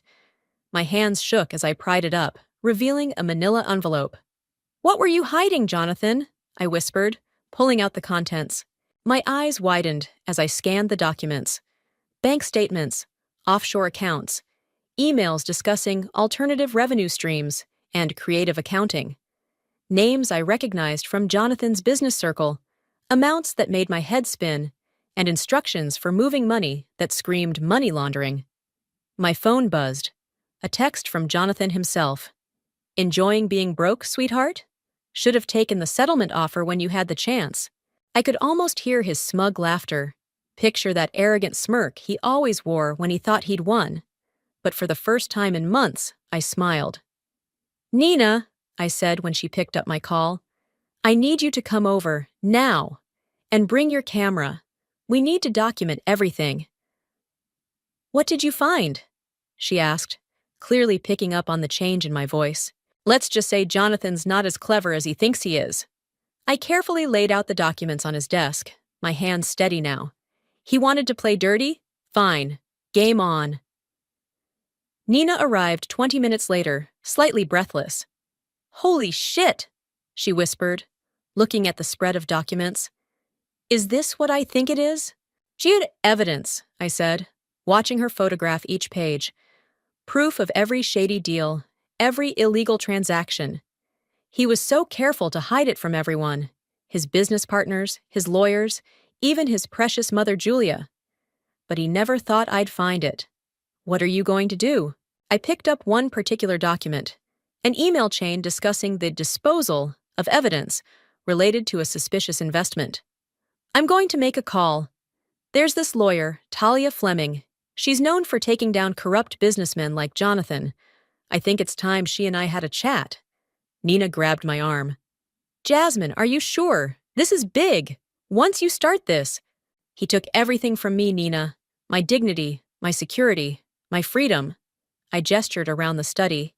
He thought this house was my prison, but he just handed me the key to his destruction. My phone buzzed again. Another text from Jonathan. Missing me yet, darling? Don't worry. You'll learn to live without luxury. Maybe get a job as a waitress? I took a deep breath, remembering all the times he'd made me feel small, worthless, dependent. Not anymore. I had proof of his crimes in my hands, and for the first time since our divorce, I felt powerful. Nina, I said, gathering the documents carefully. Let's get these somewhere safe. Tomorrow morning, I'm paying Talia Fleming a visit. It's time Jonathan learned what it feels like to lose everything. As we left the study, I took one last look at the room where Jonathan had plotted his empire's growth. He never suspected that this same room would become the source of its destruction. Sometimes karma needs a little push, and I was ready to shove. Talia Fleming's office screamed power. Floor-to-ceiling windows overlooked downtown, and the walls were decorated with newspaper clippings of her victories. Corrupt CEO faces justice. Corporate giant falls. And similar headlines stared down at me as I sat across from her desk. So, Talia said, examining the documents I'd brought with sharp eyes. You found these in a hidden compartment in your ex-husband's study? Her red-painted nails tapped against her desk rhythmically. Yes. After he froze my accounts, I started looking for anything I could use against him. I leaned forward. Those emails about the creative accounting, that's money laundering, isn't it? Talia's lips curved into a predatory smile. Oh, it's much more than that. Your ex-husband has been very busy. She spread out several papers. These transactions here? Classic shell company operations. And this chain of emails discusses insider trading so blatant it would make Wall Street blush. My heart raced. Can we use it? Use it, Talia laughed. Honey, we can destroy him with this. But I need to know, are you ready for what comes next? Jonathan won't go down quietly. He'll fight dirty. He already is fighting dirty, I replied, my voice steady. He's trying to starve me out, humiliate me. Yesterday, he sent his mother Julia to check on me. What happened? She offered me money to go away quietly. Said Jonathan would restore my accounts if I signed an agreement never to contest anything in the divorce settlement again. Talia's eyes narrowed. And? I told her to get out of my house. I smiled, remembering Julia's shocked face. That's when I knew I had to come to you. The intercom buzzed, and Talia's assistant's voice came through. Ms. Fleming, there's a call from Jonathan Ortiz's office. Already? Talia raised an eyebrow. He works fast. Put him through. She hit the speaker button. Talia! Jonathan's smooth voice filled the room. I hear my ex-wife paid you a visit. News travels fast, Talia replied coolly. Let me save us all some time. Whatever Jasmine told you, whatever she thinks she has, it's nothing. She's just a bitter ex-wife trying to cause trouble. I opened my mouth to speak, but Talia held up her hand. Is that so? She asked. Then you won't mind explaining the wire transfers to accounts in the Cayman Islands? Or perhaps the emails about disposing of evidence? Silence, then. I don't know what you're talking about. I think you do. In fact, I'm looking at the proof right now. Would you like me to read some highlights? You're making a mistake. Jonathan's voice turned cold. You don't want me as an enemy. No, Jonathan. Talia's voice was steel. You don't want me as an enemy. Expect to hear from my office soon. She ended the call. My phone immediately buzzed with a text from Jonathan. You have no idea what you've just started. Talia watched me read it. Last chance to back out. Once we file these documents, there's no going back.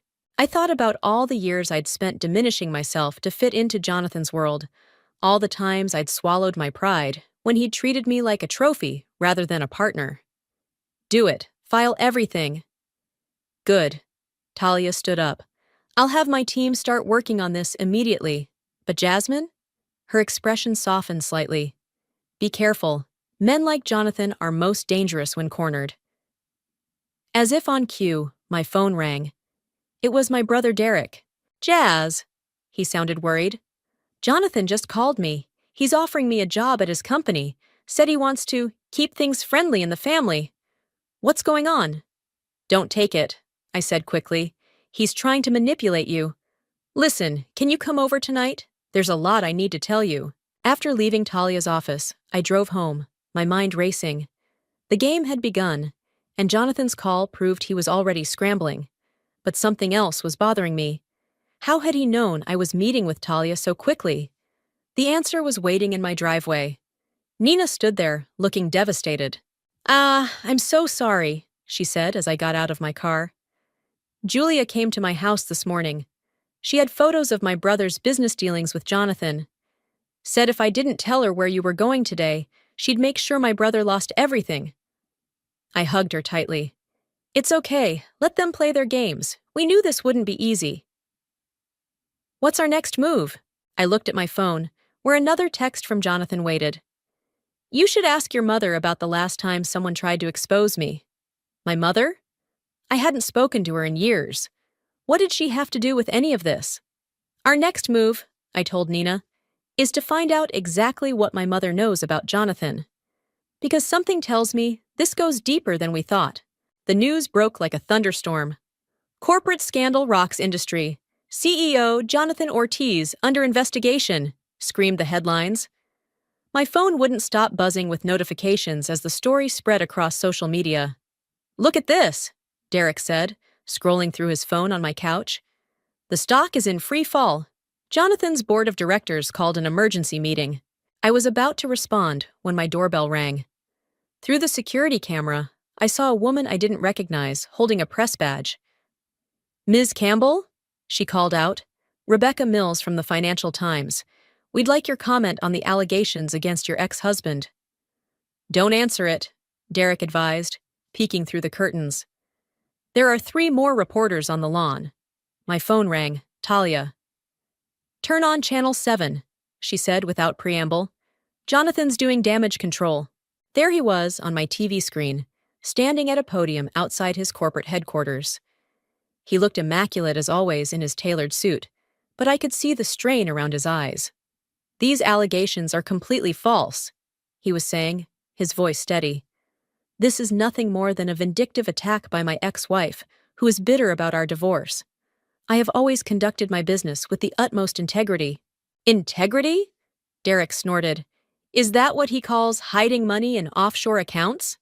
The TV suddenly switched to breaking news. Anonymous source leaks emails detailing Ortiz Corp financial misconduct. My phone exploded with messages. The first was from Jonathan. You're going to regret this. The second was from Julia. You've just destroyed my son's life. I hope you're prepared for the consequences. But it was the third message that made my blood run cold. From an unknown number. I saw the news. We need to talk. Mom. Derek, I said, showing him the message. Did you tell her about any of this? He shook his head. Haven't spoken to her in months. But Jess, maybe you should hear what she has to say. After 15 years of silence, now she wants to talk? The doorbell rang again. This time it was Nina, looking frazzled. You need to see this, she said, rushing in. She pulled up a social media post on her phone. Someone had leaked photos of Jonathan leaving a hotel with his lawyer last night. The comments are wild, Nina said. People are connecting dots between Jonathan's company and other corporations. It's spreading faster than they can contain it. My phone rang again. Talia. We have a problem, she said. Jonathan's lawyers are filing a countersuit. They're claiming you obtained those documents illegally. But it was my house, I protested. The study was legally mine after the divorce. I know, but they're trying to muddy the waters. Listen, there's something else. They're bringing up your mother in their filing. Something about a previous settlement 15 years ago. What do you know about this? Nothing, I said. But a memory stirred. Mom crying late at night, Dad yelling about betrayal, and then suddenly, we never saw Mom again. I need to make a call. I stepped into the kitchen for privacy and dialed the unknown number. She answered on the first ring. Jasmine, my mother's voice was exactly as I remembered it. I was wondering when you'd call. What do you know about Jonathan? She sighed. It's not a conversation for the phone. Meet me at the River Cafe in an hour. Come alone. Why should I trust you? Because, she paused, 15 years ago, I made the mistake of taking Jonathan's money to stay quiet. I won't let him do the same thing to my daughter. After I hung up, Derek was watching me with concern. You're not really going alone, are you? Of course not. I texted Talia the details. Have someone watching the cafe. If anything seems off. I'm coming too, Derek insisted. I'll sit at the bar. Mom won't even notice me. My phone buzzed with another text from Jonathan. Ask your mother about October 15th, 2008. Ask her what she did with the money. October 15th, Derek said, reading over my shoulder. Isn't that? The day Mom left, I finished. And apparently, Jonathan knows why. Nina grabbed her keys. I'll drive. You're shaking too much. As we headed to the cafe, I watched another news alert pop up. Ortiz Corp executives begin mass resignation. The empire was crumbling, but I couldn't celebrate yet.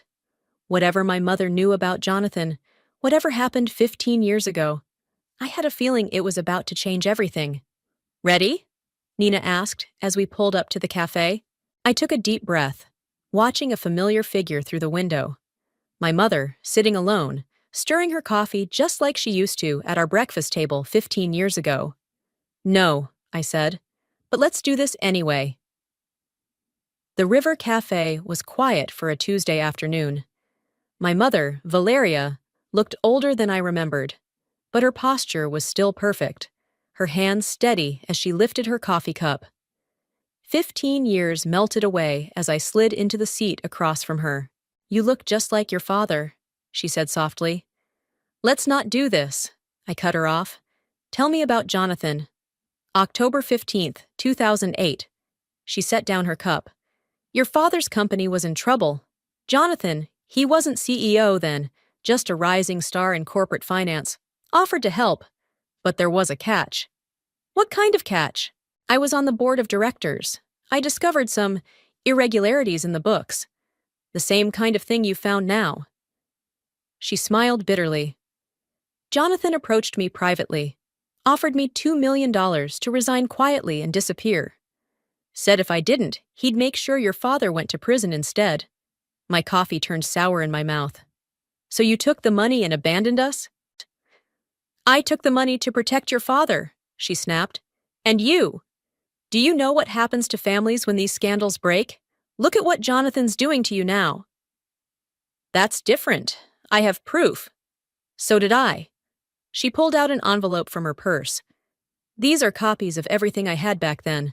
Bank statements, board meeting minutes, emails. Sound familiar? My hands shook as I opened the envelope. The documents inside were like ghosts of the ones I'd found in Jonathan's study. Different dates, different amounts, but the same schemes. Why are you showing me this now? Because history is repeating itself. Jonathan's been doing this for years, Jasmine. He finds struggling companies, infiltrates them, sets up his laundering operations. When someone gets too close, he either buys them off or destroys them. My phone buzzed. A text from Derek at the bar. Julia just walked in. I looked up to see Jonathan's mother making her way toward our table, her designer heels clicking on the floor. "Well," Julia said, stopping at our table, "this is a touching reunion." "We're done here." I started to stand, but Julia put a hand on my shoulder. "Sit down, dear. The three of us need to talk." "There's nothing to discuss," my mother said, her voice ice. "No?" Julia smiled. "Not even about what really happened to those $2 million? The money that mysteriously ended up in your daughter's college fund?" I stared at my mother. "What?" "I couldn't just leave you with nothing," she whispered. "Your father, he never knew.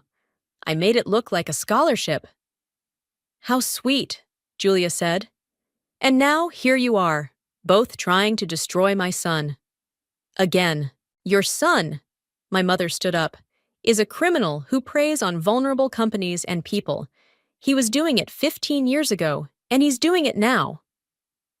"Careful," Julia's voice hardened.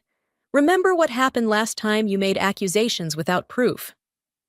"You mean this proof?" Talia's voice cut through the tension. She appeared beside our table, holding up her phone. "I've been recording this entire conversation. Fascinating stuff about historical patterns of fraud, wouldn't you say?" Julia's face went pale. "You can't." "Oh, but I can. And I did." Talia smiled. "Your son's not the only one who knows how to set a trap." My phone buzzed again, this time with a news alert. "Breaking. Former board member comes forward with historical evidence of Ortiz Corp fraud." "You planned this," Julia accused, looking between my mother and me. "No," I said, standing up. "But maybe it's time someone stopped running from your son's threats." "Jasmine!" My mother touched my arm. "There's more you need to know. About your father's company, about why I really left." Another buzz from my phone, Jonathan calling. "Don't answer it," Talia advised. But I had to know. "What do you want?" "Turn on the news," he said, his voice shaking with rage. "Now!" The cafe's TV was already showing it, footage of police cars outside Jonathan's office building. The caption read, "FBI raids Ortiz Corp headquarters." "This isn't over," Jonathan hissed before hanging up. "He's right," my mother said quietly. "This is just the beginning. Jonathan won't stop until he's destroyed everyone who's turned against him. Then maybe it's time we stopped him, together." I looked at her, really looked at her, for the first time in 15 years. "Tell me everything, no more secrets," she nodded, tears in her eyes. "It started long before October 15th. Your father's company wasn't Jonathan's first target, and I wasn't his first victim." Julia had gone very still. "Don't," she whispered. But my mother's eyes were steel. "Your son learned his tricks from somewhere, Julia. Should we tell Jasmine who taught him?" The cafe seemed to hold its breath as my mother opened her purse and pulled out another envelope. "This," she said, "is what really happened 20 years ago, when Julia was still CEO of her own company." "Your mother taught Jonathan everything he knows about corporate fraud," my mother explained, spreading out yellowed documents across the cafe table. "Before Ortiz Corp, there was Julia's company, Pinnacle Industries." "That's enough," Julia snapped, reaching for the papers, but Talia smoothly intercepted her hand. 20 years ago, my mother continued, Julia ran one of the largest investment firms in the city. I was a junior accountant there. That's where I first noticed the pattern. Shell companies, missing funds, forged documents. "You're lying," Julia's voice shook. Am I? What about Project Aurora, the offshore accounts, the mysterious fire that destroyed the evidence room?" My mother pulled out a newspaper clipping. 3 people died in that fire, Julia." I felt sick. "What happened?" "The SEC was closing in. Julia needed a way out, so she did what any loving mother would do. She set up her 20-year-old son as the fall guy." I protected him," Julia exploded. "They were going to arrest someone. Better a young, naive executive who'd get sympathy from the jury than—" She stopped, realizing what she'd admitted. Talia's phone was still recording. But Jonathan figured it out, my mother said softly. Didn't he? He learned your methods, studied your books. Then he turned them against you, took control of the company piece by piece until you were nothing but a figurehead. My phone buzzed with a text from Derek. Police just pulled up outside. Like mother, like son, Talia commented, watching Julia's face, both willing to sacrifice anyone to save themselves. Julia's composure cracked. You don't understand. I taught him because I had to. The business world, it's brutal. I needed him to be stronger than I was. Stronger? I laughed bitterly. You created a monster, and now you're helping him destroy people's lives, just like you destroyed mine. Your life? Julia scoffed. What about my son's life? The empire we built? Built on fraud and death, my mother interjected. She turned to me. When I found out about Jonathan's connection to Pinnacle, I tried to warn your father. That's when Jonathan offered me the money. He said if I didn't take it, what happened at Pinnacle would happen at your father's company too. 2 police officers entered the cafe, heading straight for our table. Julia Ortiz? One asked. We need you to come with us. The FBI has some questions about the Pinnacle Industries fire. As they led Julia away, she turned to me. He'll never forgive you for this, either of you. My phone rang. Jonathan again. This time, Talia answered it on speaker.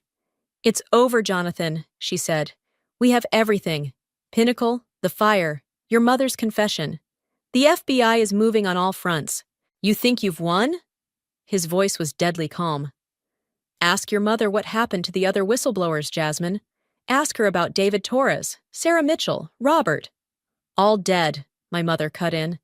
Accidents, suicides, disappearances. That's why I ran. That's why I stayed away, to keep you safe. Smart woman, Jonathan sneered. Pity her daughter isn't as wise. Check your email, darling. My phone dinged. The email contained a single video file. Security footage from my father's old office, dated October 15, 2008. In it, my mother handed something to Jonathan, then accepted an envelope. The smoking gun, Jonathan said. Proof your mother didn't just take a bribe. She actively helped me set up the fraud at your father's company. How do you think I got all those account numbers? All those signatures? I looked at my mother. She wouldn't meet my eyes. Is it true? I whispered. I had no choice, she said. He had proof I helped Julia at Pinnacle. He would have exposed everything. One big happy family of fraudsters, Jonathan laughed. Face it, Jasmine. You're the only clean one in this mess. Walk away now, or I release this to the press. Your mother goes to prison, your father's reputation is destroyed, and what? I cut in. You think I care about protecting anyone's reputation anymore? Release it. Release all of it. Let everyone see exactly what kind of people you all are. Silence on the line. You'd sacrifice your own mother? He asked finally. She sacrificed me first. I looked at my mother's stricken face. The difference is, I'm not running away. I'm standing here, watching your whole house of cards fall. Then burn with it, he snarled and hung up. Talia was already on her phone. Get me the FBI agent in charge. We need protection details now. Jonathan's just made threats against my client. My mother reached for my hand. Jasmine, please, let me explain. I pulled away. Save it for your testimony. You're going to tell the FBI everything, every detail, every scheme, every death. No more running. And then? She asked quietly. And then? I looked at the cafe's TV, still showing the raid at Jonathan's office. Then we finish what we started. Together or not, Jonathan's going down, and this time, no one's taking a payoff to stay quiet. The safe house felt like a prison, even if it was a luxury apartment. 3 days had passed since the FBI moved us here, and Jonathan's threats were proving very real. Another one of your father's old employees was attacked last night, Talia announced, walking in with a stack of papers. Someone broke into his house, left photos of his children on his kitchen table. He's agreed to testify now, says he'd rather face Jonathan in court than live in fear. How many does that make? I asked. looking up from my laptop where I'd been reviewing old company records. 7 witnesses in 4 days, Derek answered, from his spot by the window. He'd refused to leave my side since everything went down. Jonathan's getting desperate. My mother sat in the corner, going through more old documents. She'd been cooperating fully with the FBI, though things between us remained tense.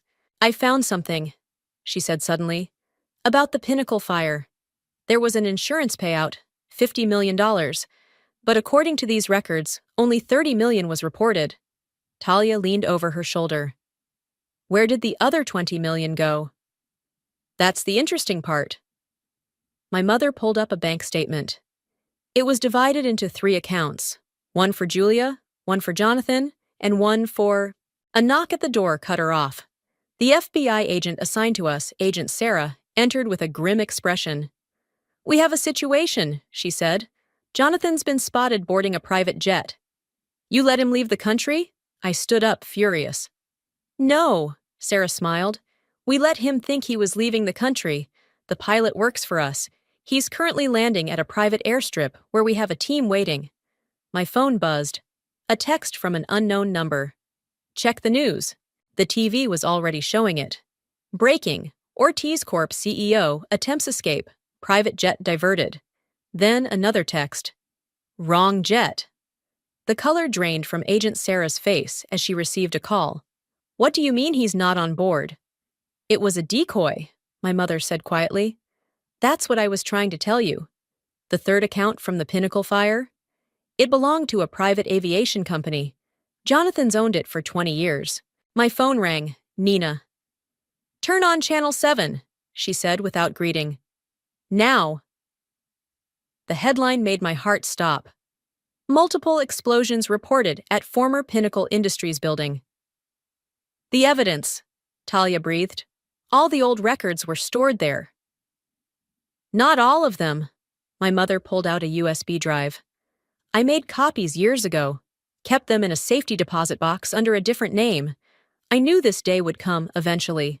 Agent Sarah was already mobilizing teams, barking orders into her phone. "Lock down all private airfields. Check security footage from the past 48 hours. He had to have help." Another text. "Getting warmer. Ask Julia about the boat." "The boat?" I turned to my mother. "What boat?" Her face went pale. "Julia's yacht. She used to joke it was her escape plan. It's fully stocked, has satellite communications, could reach international waters in..." "How long?" Talia demanded. 3 hours. Agent Sarah was already on it. "Coast Guard's been notified. Where's the marina?" "Wait," I said, something clicking. "This is too easy. Jonathan wants us to chase the boat." "While he does what?" Derek asked. My phone buzzed again. "Smart girl, tick-tock." Then it hit me. "The servers," I gasped. "The backup servers at my father's old company. They would still have records of all the transactions from 2008. "Those servers were decommissioned years ago," my mother said. "But not destroyed," I countered. "They're in storage at the data center across town. Jonathan knows this because he's the one who ordered them preserved, probably keeping them as insurance against everyone involved." Talia was already dialing. "This is Fleming. We need a team at the East Side Data Center immediately. Authorization code." An explosion rocked the building. Fire alarms blared. "He's here," my mother whispered. "This was his plan all along.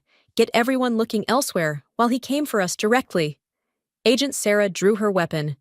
"Everyone to the panic room, now!" As we rushed down the hallway, my phone buzzed one final time. "Found you." The lights went out.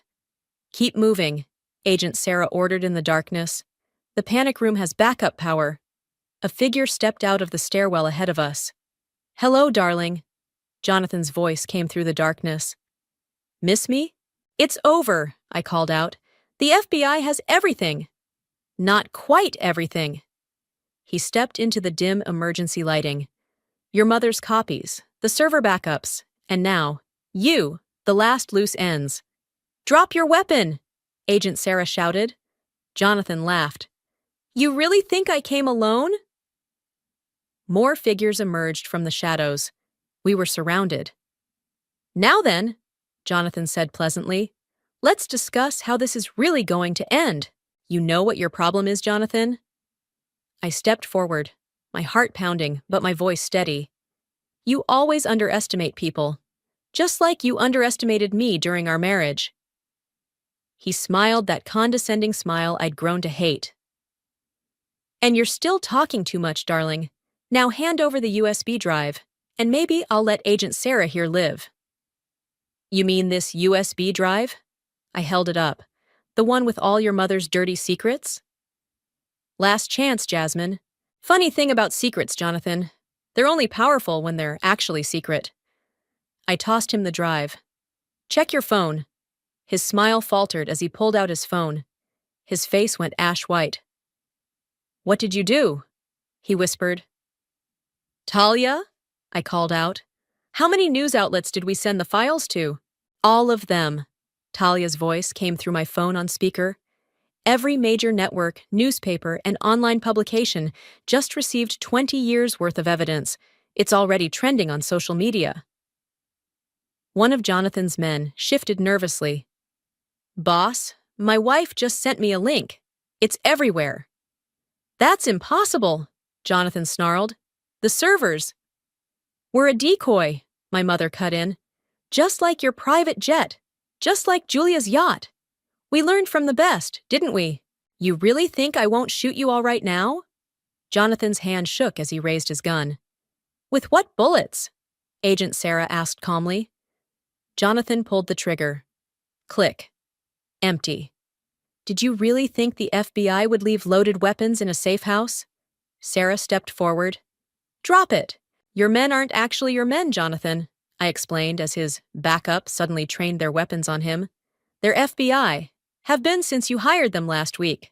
Turns out loyalty can be bought. Isn't that what you always said? The lights came back on. More agents poured into the hallway. No. Jonathan backed away. No, I had everything planned. The explosions, the diversions, were exactly what we wanted you to do. Talia emerged from the stairwell behind him. Every move you made was tracked, documented, and added to the evidence pile. By the way, your mother just finished her confession. She's quite thorough when offered immunity. Jonathan lunged for me, but Derek was faster, tackling him to the ground. That's for my sister, he growled, as agents pulled Jonathan up and cuffed him. You've lost everything, I told Jonathan as they led him away. Your company, your freedom, your reputation. How does it feel? He spat at my feet. You think this is over? I still have accounts you'll never find. Contacts who owe me favors. This isn't over until... Until what? A new voice joined us. Julia stepped into the hallway, flanked by more agents. Until you run to your hidden accounts? The ones I helped the FBI freeze this morning? Or maybe your contacts? The ones who've been turning themselves in all day to make deals? Mother? Jonathan's voice cracked. What have you done? What I should have done 20 years ago. Stopped you. She wouldn't look at him. I created this monster. Now I'm helping end it. Take him, Agent Sarah ordered. As they led Jonathan away, he called back one last time. You'll regret this, Jasmine. All of you. No, I said quietly. The only thing I regret is not doing this sooner. My phone buzzed with news alerts. Ortiz Corp CEO arrested in dramatic raid. 20 years of corporate fraud exposed. Multiple executives turn state's evidence. Stock market reacts to massive financial scandal. It's really over? Derek asked, putting an arm around my shoulders. Almost, Talia said. We still have to track down every account, every transaction.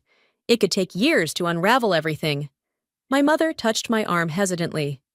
Jasmine, I know I can never make up for... You're right, you can't. I cut her off. But helping bring him down, it's a start. Agent Sarah cleared her throat. Ms. Campbell, we'll need you to come down to the office. There's something else you should see. What is it? We found records of other companies, other families Jonathan targeted over the years. People who lost everything, just like you almost did. They're all being notified, but... She paused. They're asking to meet you. You've become something of a hero to them. I thought about all the people Jonathan had hurt, all the lives he destroyed. Set up the meeting. It's time these stories were heard. As we walked out of the safe house, past the evidence teams and news vans, I felt lighter than I had in years. Jonathan had tried to break me, to silence me, to make me disappear like all his other victims. Instead, he'd made me stronger. And now, standing in the morning sun with the truth finally exposed, I knew this wasn't just an ending. It was a beginning. The courtroom fell silent as Jonathan was led in for sentencing. He'd lost weight in custody, his designer suit replaced by prison orange, his confident smirk gone. He wouldn't look at me or at Julia, who sat rigidly in the front row. "All rise," the bailiff called. The judge adjusted her glasses, reviewing the papers before her. "Before I deliver the sentence, would any of the victims like to make a final statement?" I stood. Jonathan finally looked at me, his eyes burning with hatred. "Your Honor," I began, "I'm not here to talk about what Jonathan took from me. Instead, I want to talk about what he gave me. Strength I didn't know I had, allies I never expected, and a purpose I never imagined." I gestured to the packed courtroom, filled with Jonathan's victims. Every person here has a story of loss, of betrayal, of having their lives shattered. But look at us now. We're not victims anymore. We're survivors. The judge nodded. "Mr. Ortiz, please rise for sentencing." Jonathan stood, his chains rattling. "For 37 counts of fraud, money laundering, conspiracy, and attempted murder, I sentence you to 40 years in federal prison. Additionally, all assets connected to your criminal enterprise will be seized and used to establish a restitution fund for your victims." The gavel struck. Jonathan's empire, built on lies and betrayal, ended with a single wooden crack. As they led him out, he tried one last time. "Jasmine." "Goodbye, Jonathan," I cut him off. "Enjoy prison." Outside the courthouse, cameras flashed as Talia addressed the media. "Today's sentence marks the beginning of justice, not the end. The Victim Restitution Fund will help rebuild lives destroyed by corporate fraud. But more importantly, we're establishing the Truth in Business initiative." I stepped up to the microphone. "This initiative will provide resources and protection for whistleblowers, ensuring that no one has to choose between doing what's right and protecting their family. My mother will serve as our first advisory board member, using her experience to help others come forward." My mother squeezed my hand, tears in her eyes. We weren't fully healed, but we were getting there. Nina rushed up with her phone. "You need to see this. The stock market's responding to the sentence. 3 major corporations just announced independent audits. They're calling it the Ortiz effect. Companies scrambling to prove they're clean before their own whistleblowers come forward." "Good," Talia smiled. "Let them scramble." Julia approached us slowly. "Jasmine, I owe you an apology. What I did to Jonathan, teaching him to be ruthless, I thought I was preparing him for success. Instead, I created a monster." "You did," I agreed, "but you also helped stop him. That counts for something." My phone buzzed, a message from Derek. "Dad's watching the news coverage. He wants to talk." Another piece of my fractured family, slowly finding its way back. "Ms. Campbell!" A young woman pushed through the crowd. "I'm Lisa. Your story inspired me to expose fraud at my company. Would you help me, like you helped the others?" I looked at Talia, who nodded. "That's exactly why we created the initiative. Come to our office tomorrow." As the crowd dispersed, I stood on the courthouse steps with my unlikely team, my once estranged mother, my brilliant lawyer, my loyal friend Nina, my supportive brother, and even Julia, all of us changed by the fight for justice. "So," Nina nudged me, "what now? Planning to relax, finally?" I laughed. "Actually, I've been thinking. All those offshore accounts we uncovered? That money shouldn't just go to restitution. We should use it to fund more investigations, support more whistleblowers, turn Jonathan's weapon against other corporate criminals," Talia mused. "I like it." "Me too," my mother added, "and I know exactly where to start looking." I took one last look at the courthouse where Jonathan's reign of corruption had ended. He'd tried to destroy me, But instead, he'd given me something unexpected. A mission. You know what the best revenge is? I asked, watching more news vans arrive. It's not just exposing the truth. It's making sure the truth keeps coming out again and again until there's nowhere left for people like Jonathan to hide. To justice! Nina raised her coffee cup in a mock toast. To justice! We echoed, standing together in the morning sun, ready to take on whatever came next. Behind us, the courthouse doors opened again as another corporate criminal was led in for trial. I smiled. There was work to be done, and this time, I wasn't fighting alone. The day I decided to destroy my family's legacy started like any other Thursday morning at Graham Technologies. I stood in the doorway of my brother Emiliano's corner office, watching him dismiss my latest proposal without even looking up from his phone. Ruby, we've been over this. The company doesn't need a digital transformation right now. We're doing fine the old-fashioned way. I'm Ruby Graham, and I've spent 30 years being the family's afterthought, the daughter they never quite knew what to do with. Our competitors are eating into our market share, I pressed, gripping my tablet tighter. We're losing clients because our systems are outdated. I can show you the numbers. Little sister, Emiliano cut me off with that condescending smile I'd grown to hate. Stick to what you're good at. The IT department is cute, but leave the big decisions to those who understand business. I bit my tongue so hard I tasted blood. 3 degrees in computer science and business, and he still treated me like I was 12. My phone buzzed. A message from Valerie. How'd it go? I walked out without another word to my brother. In the elevator, I texted back. Same old story. Meeting for coffee? 20 minutes later, I sat across from Valerie at our usual spot, stirring my latte perhaps a bit too aggressively. I swear, Val, sometimes I think they kept me in IT just to have someone to blame when their computers crash, I said, running a hand through my hair. Valerie leaned forward, her eyes intense. Then why are you still there? Ruby, I've seen your work. The algorithms you developed for their security system. That's genius-level stuff. It's the family business, I sighed. Dad always said, Your dad handed everything to your brothers on a silver platter, Valerie interrupted. And now Emiliano's running it into the ground while Hayden plays yes man. My other brother Hayden at least had the decency to look uncomfortable during board meetings. But he never stood up to Emiliano either. You should see the books, I muttered, lowering my voice.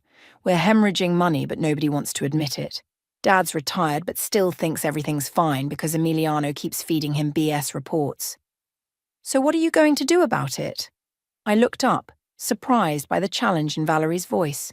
What can I do? I'm just the little sister who graduated top of her class at MIT. Valerie cut in, who developed 3 patented security protocols before turning 25, who could probably build a better company from scratch if she wasn't so busy playing the good daughter.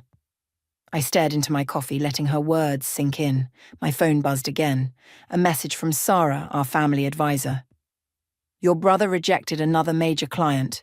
We need to talk. They'll never take me seriously, I said quietly. Not while I'm under their roof. Valerie reached across the table and grabbed my hand. Then maybe it's time to build your own roof. I looked at my best friend, really looked at her. Valerie had been trying to get me to partner with her on a startup for months. I'd always refused, citing family loyalty. What if... I started slowly, an idea taking shape. What if we did it in secret? Built something of our own while I stay at Graham Tech, gathering intel? Valerie's eyes lit up. Now you're thinking like a CEO. They'd never see it coming, I continued, feeling a spark of excitement for the first time in years. They don't even bother reading tech news. They wouldn't notice until you're too big to ignore, Valerie finished, grinning. My phone buzzed one more time. A group text from Dad.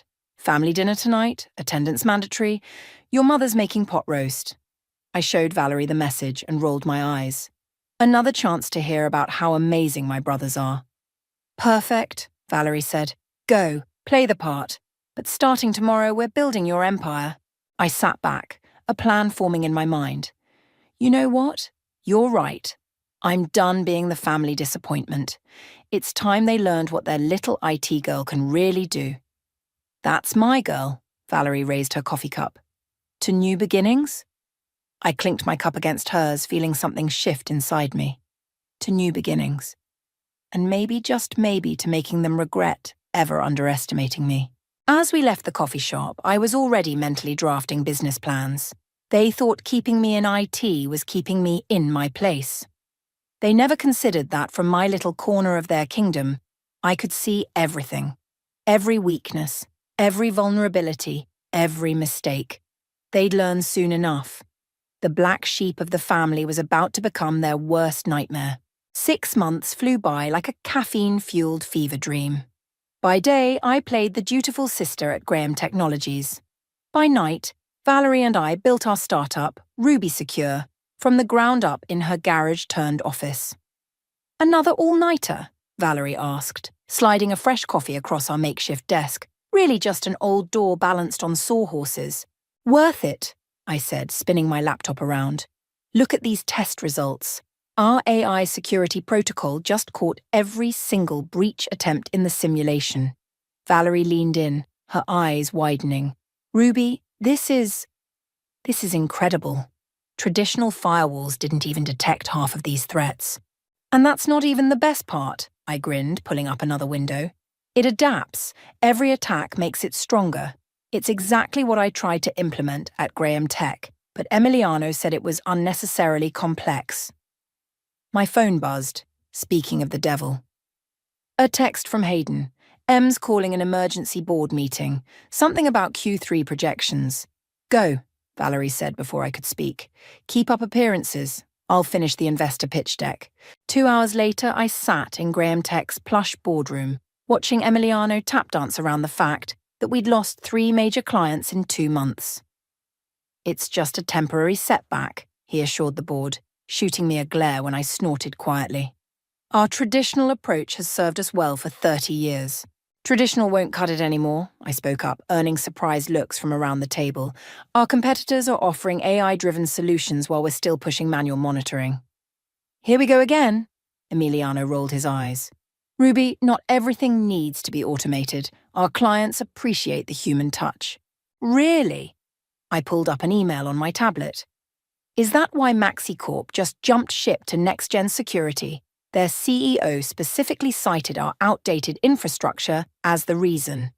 Sarah, our advisor, nodded grimly. She has a point, Emiliano. We can't ignore. I'm not taking technical advice from my baby sister, Emiliano snapped. This meeting is adjourned. Later that evening, my phone lit up with an unknown number. Ruby Graham? Speaking. This is Marcus Thompson from Venture Capital Partners.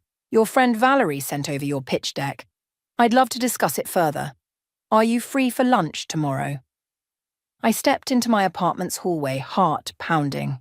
Absolutely, Mr. Thompson. Please call me Marcus. I have to say your AI security solution is unlike anything I've seen. The adaptive learning capabilities alone.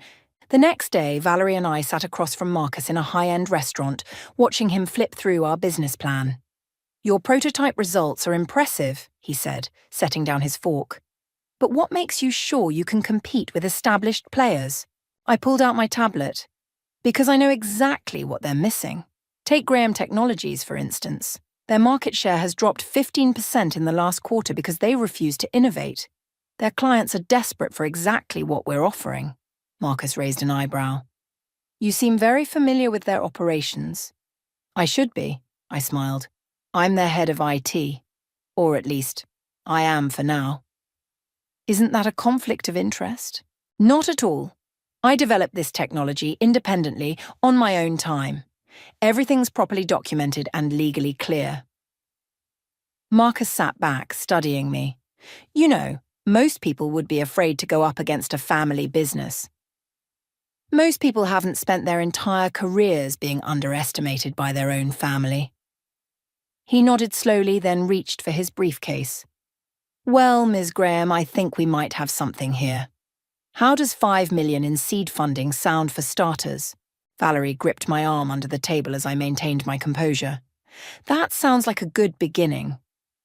Later that night, as we celebrated in our garage office, Valerie raised her champagne glass. To Ruby Secure's first big break.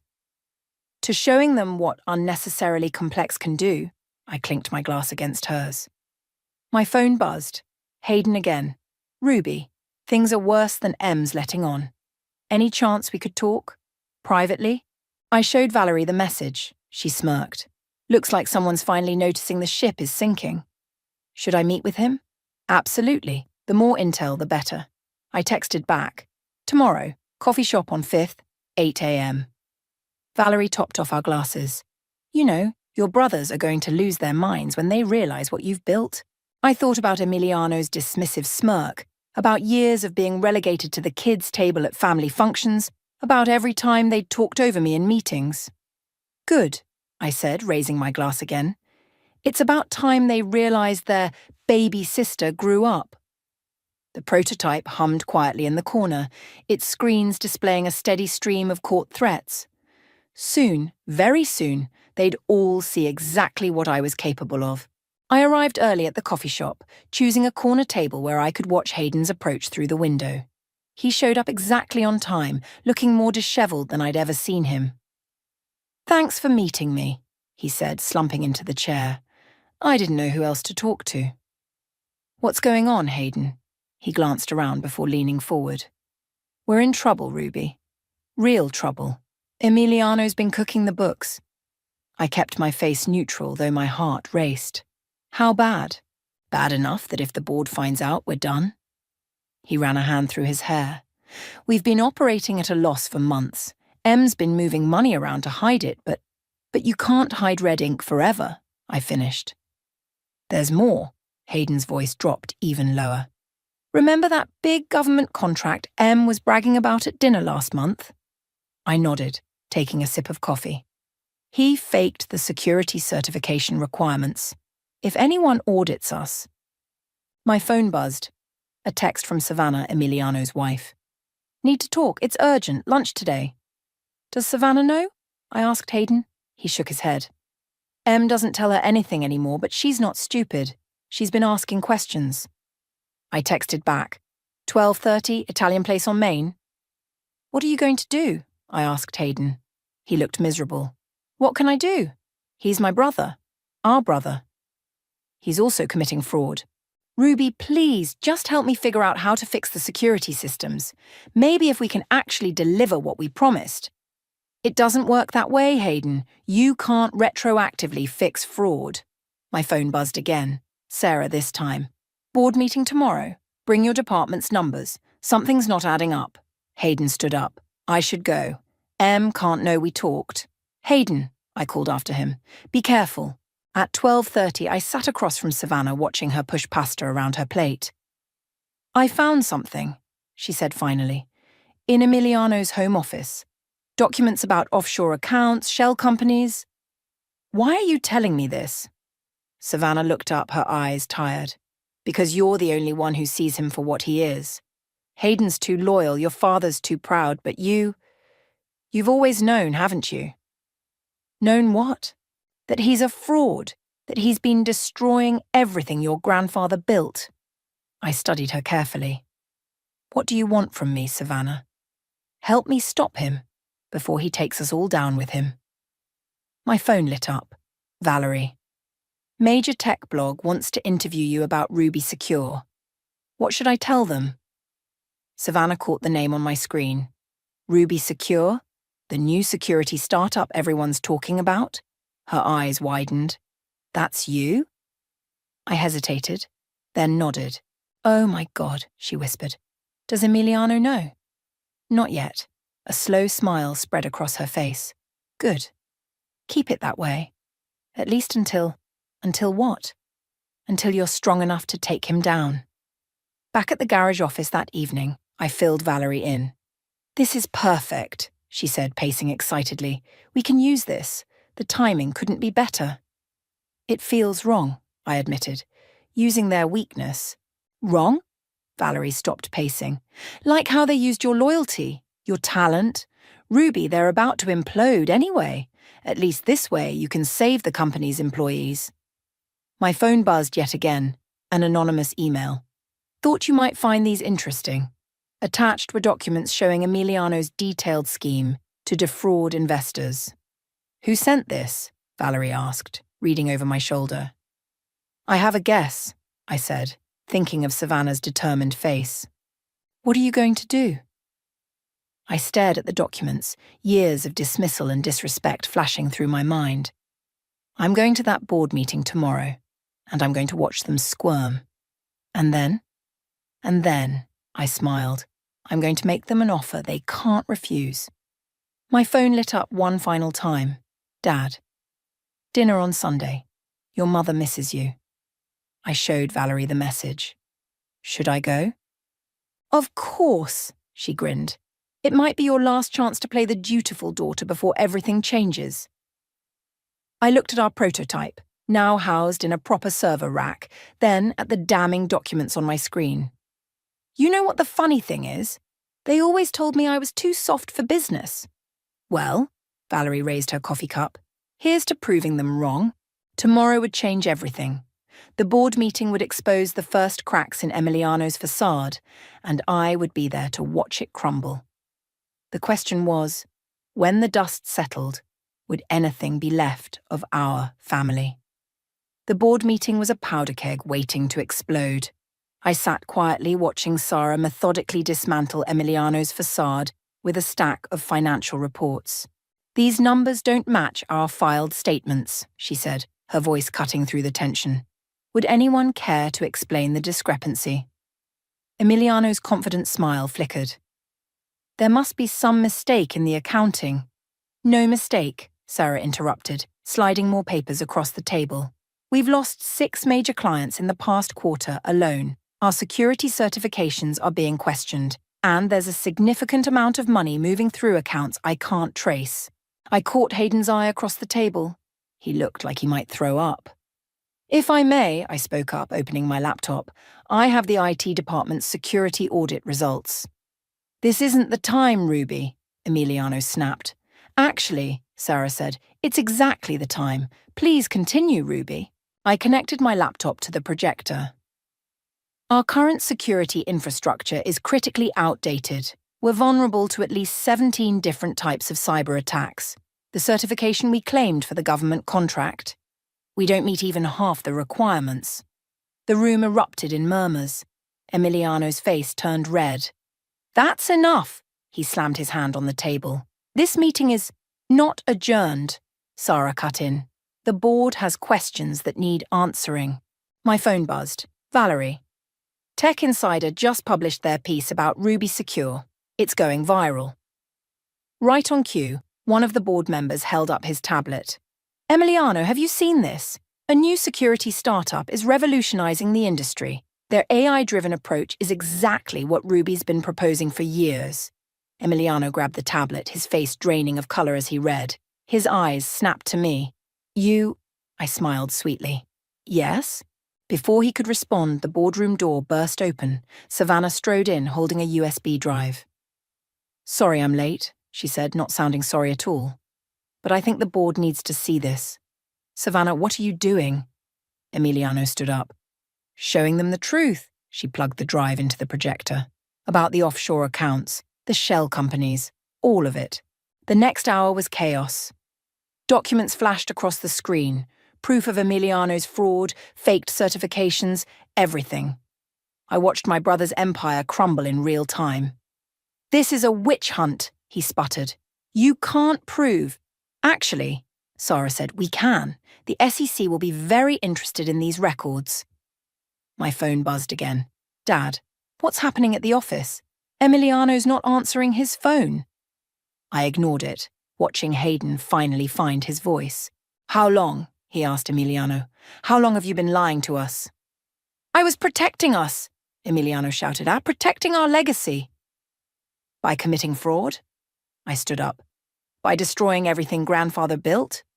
You, he pointed at me, realization dawning. Ruby Secure, that's your company, isn't it? You've been planning this. Planning what? To succeed where you failed? To build something legitimate while you played shell games with our family's reputation? The board members were whispering among themselves. Sarah cleared her throat. In light of these revelations, I moved to suspend Emiliano from his position immediately, pending a full investigation. You can't do this, Emiliano looked around wildly. Dad won't allow... Dad's retired, I reminded him, and you're about to be under federal investigation. My phone lit up. Valerie again. 3 of Graham Tech's biggest clients just reached out. They want meetings with Ruby Secure. Hayden caught my eye, nodding slightly. I knew what he was thinking. There might still be a way to save the company, but not with Emiliano at the helm. I'll have security escort you out, Sarah told Emiliano. Don't remove anything from your office. As security led him away, he stopped beside me. You planned this? All of it? My own sister? No, Emiliano. You did this. I just built a better mousetrap while you were busy burning bridges. After he left, Sarah turned to me. I assume Ruby Secure might be interested in acquiring certain assets. We might be, I smiled, once the dust settles. Later that night, I sat with Valerie in our office, watching our stock price soar following the Tech Insider article. Think your dad's seen it yet? She asked. Probably. He's left 6 voicemails I haven't listened to. Are you going to call him back? I looked at my phone at the missed calls from family members who never bothered to call before today. Eventually, I said. But first we have a company to save. Just not the one they expected. Valerie raised her glass. To the power of being underestimated. I clinked my glass against hers, thinking of Emiliano's face when he realized who had really outmaneuvered him. To karma, I replied. And to finally playing my own game. The media storm hit faster than anyone expected. By morning, every tech blog was running stories about Graham Technologies' collapse and Ruby Secure's meteoric rise. I sat in our now legitimate office space, watching the chaos unfold on multiple screens. Another interview request, Valerie announced, waving her phone. Forbes this time. Tell them, my phone buzzed. Dad again. This time I answered. Hello? Ruby. His voice sounded older than I remembered. We need to talk. Family meeting. Tonight. I'm pretty busy. This isn't a request. The line went dead. Valerie raised an eyebrow. The summons finally came? Before I could respond, Sarah walked in looking exhausted. The SEC just arrived at Graham Tech. It's a full investigation now. How bad is it? I asked. Bad enough that Emiliano might be facing jail time. She sat down heavily. Your father's beside himself. My phone lit up with a text from Hayden. M's gone missing. Savannah's worried he might do something stupid. Perfect timing, I muttered, showing Sarah and Valerie the message. You need to go to that family meeting, Sarah said firmly. Show them you're still part of this family even if I helped expose their golden boy as a fraud. Even then. That evening, I pulled up to my parents' house, where multiple cars already lined the driveway. Hayden met me at the door. Heads up, he whispered. Dad's been drinking. The tension in the living room was thick enough to cut. Mom sat rigid in her armchair, while Dad paced by the fireplace. Savannah huddled in a corner looking worried. Well, Dad said as I entered, here's our tech genius. Happy now, Ruby? You've destroyed your brother's life. Emiliano destroyed his own life, I replied calmly. I just built a better company. A better... Dad laughed bitterly. You went behind our backs, stabbed your own family. Like you went behind my back, I interrupted, giving my brothers control of a company I helped build, ignoring every suggestion I made. You were in IT. I was in IT because you put me there, because God forbid the daughter have any real power in the family business. Savannah stepped forward. Emiliano's been calling me. He's talking crazy, saying he's going to expose everyone. Expose what? Mom asked sharply. That's what I'd like to know, I said, looking at Dad. What else is he hiding? Dad's face paled slightly. Nothing, he's just upset. My phone buzzed. A message from an anonymous number with attachments. I opened them and felt my breath catch. Dad, I said slowly, want to explain why your signature is on these offshore transfers? Dating back 5 years? The room went silent. Hayden moved to look at my phone, his face hardening. You knew, he said to Dad. You knew what Em was doing. I was protecting this family, Dad shouted. The market was changing. You needed to commit fraud, I asked. To fake certifications. To put everyone at risk. Ruby, Mom spoke up. Surely there's something you can do. Your new company.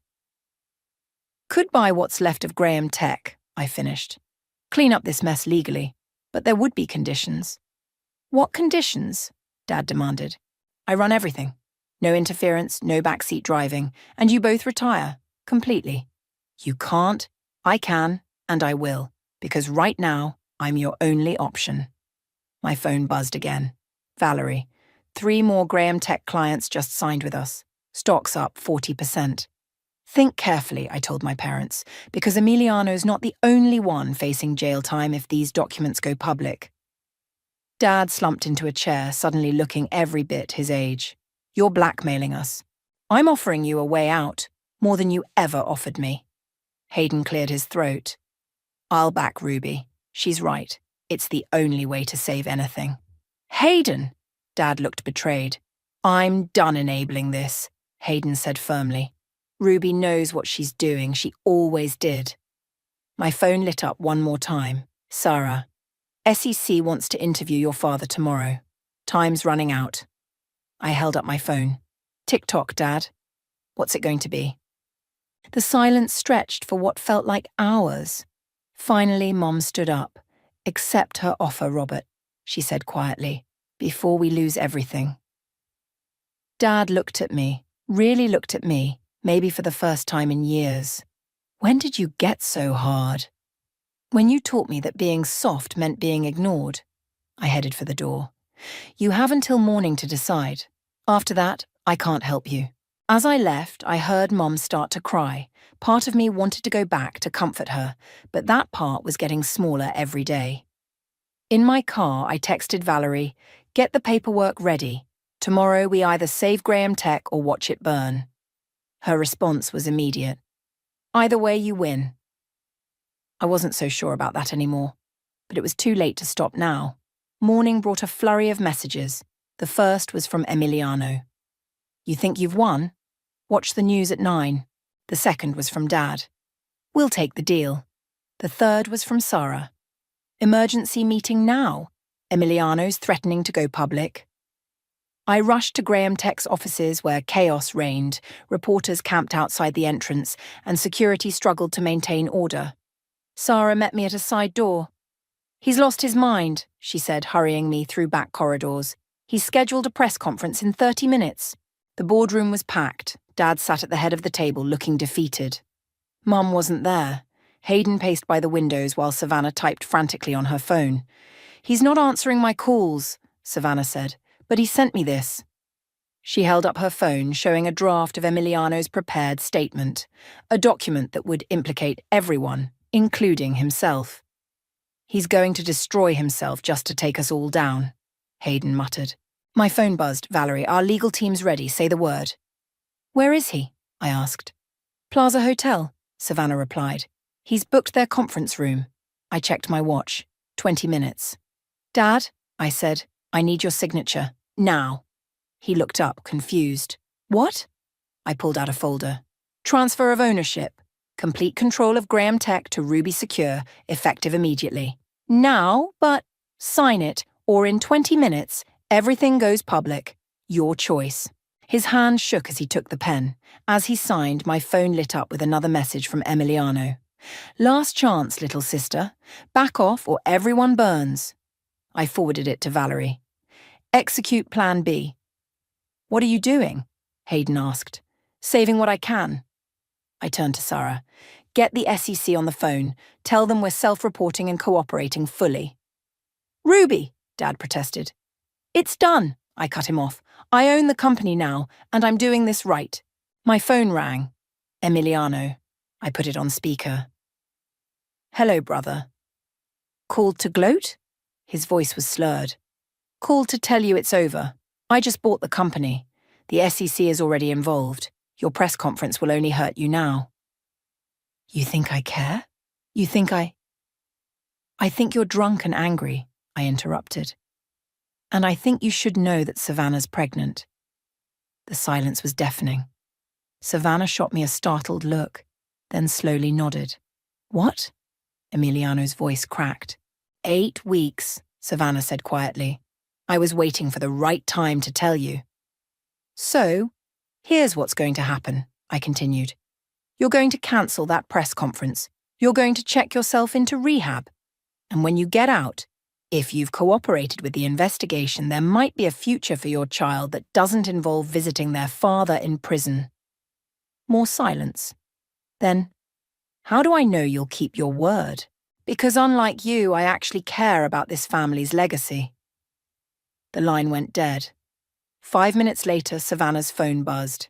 He's cancelling the press conference, she said, relief evident in her voice. Dad stood up shakily. What happens now? Now? I looked around the room. Now I clean up your mess. But first, I turned to Sarah. Call security, clear out Emiliano's office and Dad's too. Ruby, Dad started. Go home, I said firmly. Both of you, spend time with Mom. Let me handle this. As they left, Hayden approached me. What about me? That depends. Are you ready to actually work for a living? He nodded. I want to make this right. Good, because I need someone who knows operations and you're the only one I still trust. My phone buzzed one last time. Valerie. Press release is ready. Want to announce the merger? I looked around the boardroom at the family portraits on the walls, at the legacy I'd just inherited.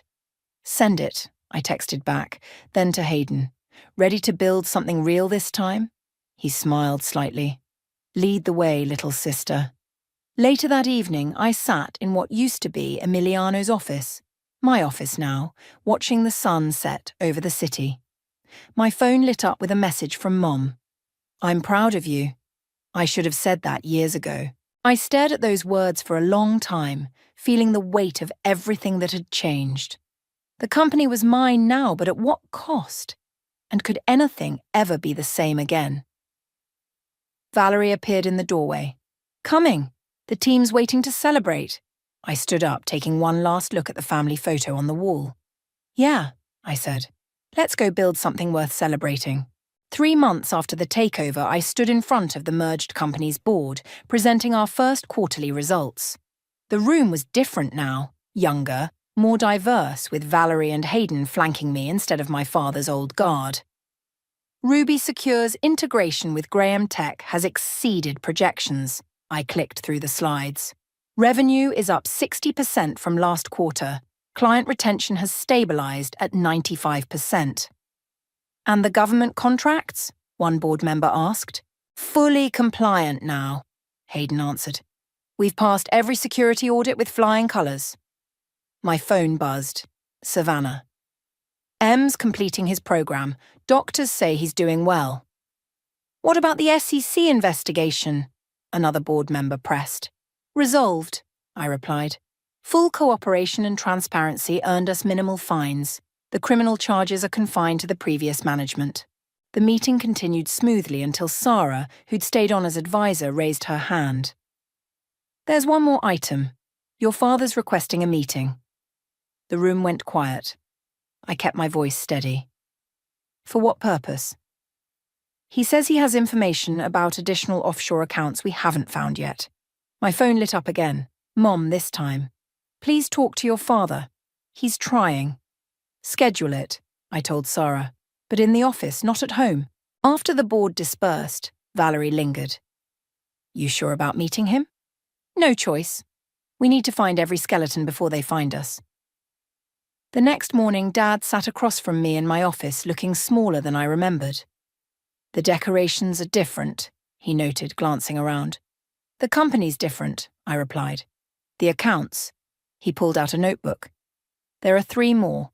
Cayman Islands, Switzerland, and... Why now? I interrupted. Why tell me this after 3 months? He set the notebook down. Because I'm dying, Ruby. The words hit like a physical blow. What? Cancer. Stage 4. Maybe 6 months left. My phone buzzed. Hayden. Dad told you? How long have you known? I asked Dad. Found out last week. Your mother's taking it hard. I stood up, walking to the window. The accounts? Ruby, the accounts, Dad. That's why you're here. He sighed, opening the notebook again. For the next hour, we worked through the details, my team documenting everything. When we finished, he lingered by the door. The company's thriving under you, he said quietly. I was wrong. About everything. Yes, you were. Your mother wants you to come to dinner. Sunday. My phone lit up, Valerie. Major tech conference wants you as keynote speaker. Theme: Women revolutionizing security. I'll think about it, I told Dad.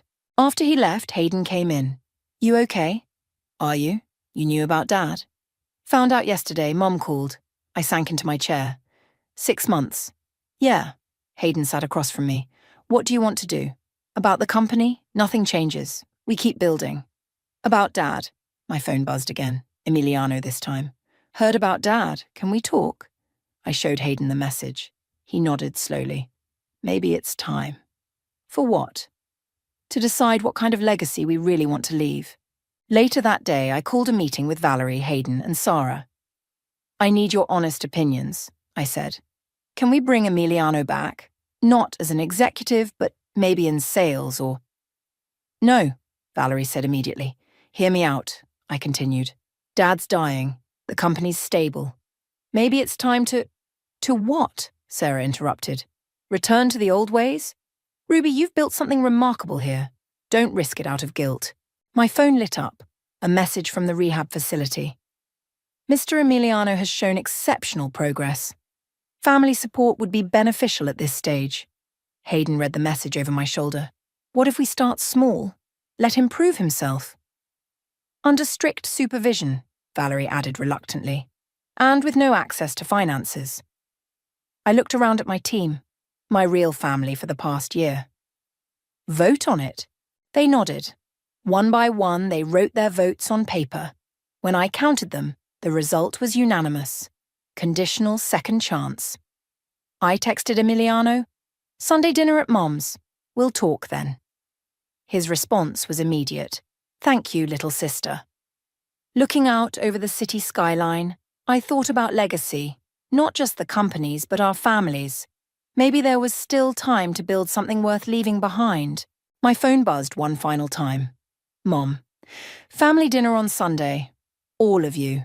No business talk, just family. For the first time in months, I smiled at a family message. I'll be there, I texted back. Sometimes the hardest part of winning isn't the victory itself. It's deciding what to do with it. Sunday dinner felt surreal. Mom had set the table with the good china. Like nothing had changed, but everything had. Emiliano sat across from me, sober and subdued, while Savannah's small baby bump showed under her dress.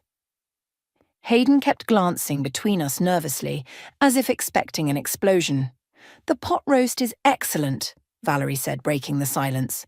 I'd insisted on bringing her. I needed at least one ally here. Thank you, dear, Mom smiled. Ruby's grandmother's recipe. Dad cleared his throat. I understand the company won Innovation of the Year. We did, I nodded. Hayden's team deserves most of the credit. Our team, Hayden corrected. Ruby's leadership made it possible. Emiliano set down his fork. I saw the presentation online, the AI security protocol. It's brilliant. It's what I tried to tell you 3 years ago, I couldn't help saying. I know. He met my eyes. I should have listened. My phone buzzed. Sarah. Major acquisition opportunity just came up. Need your decision by morning. I ignored it. This dinner was more important.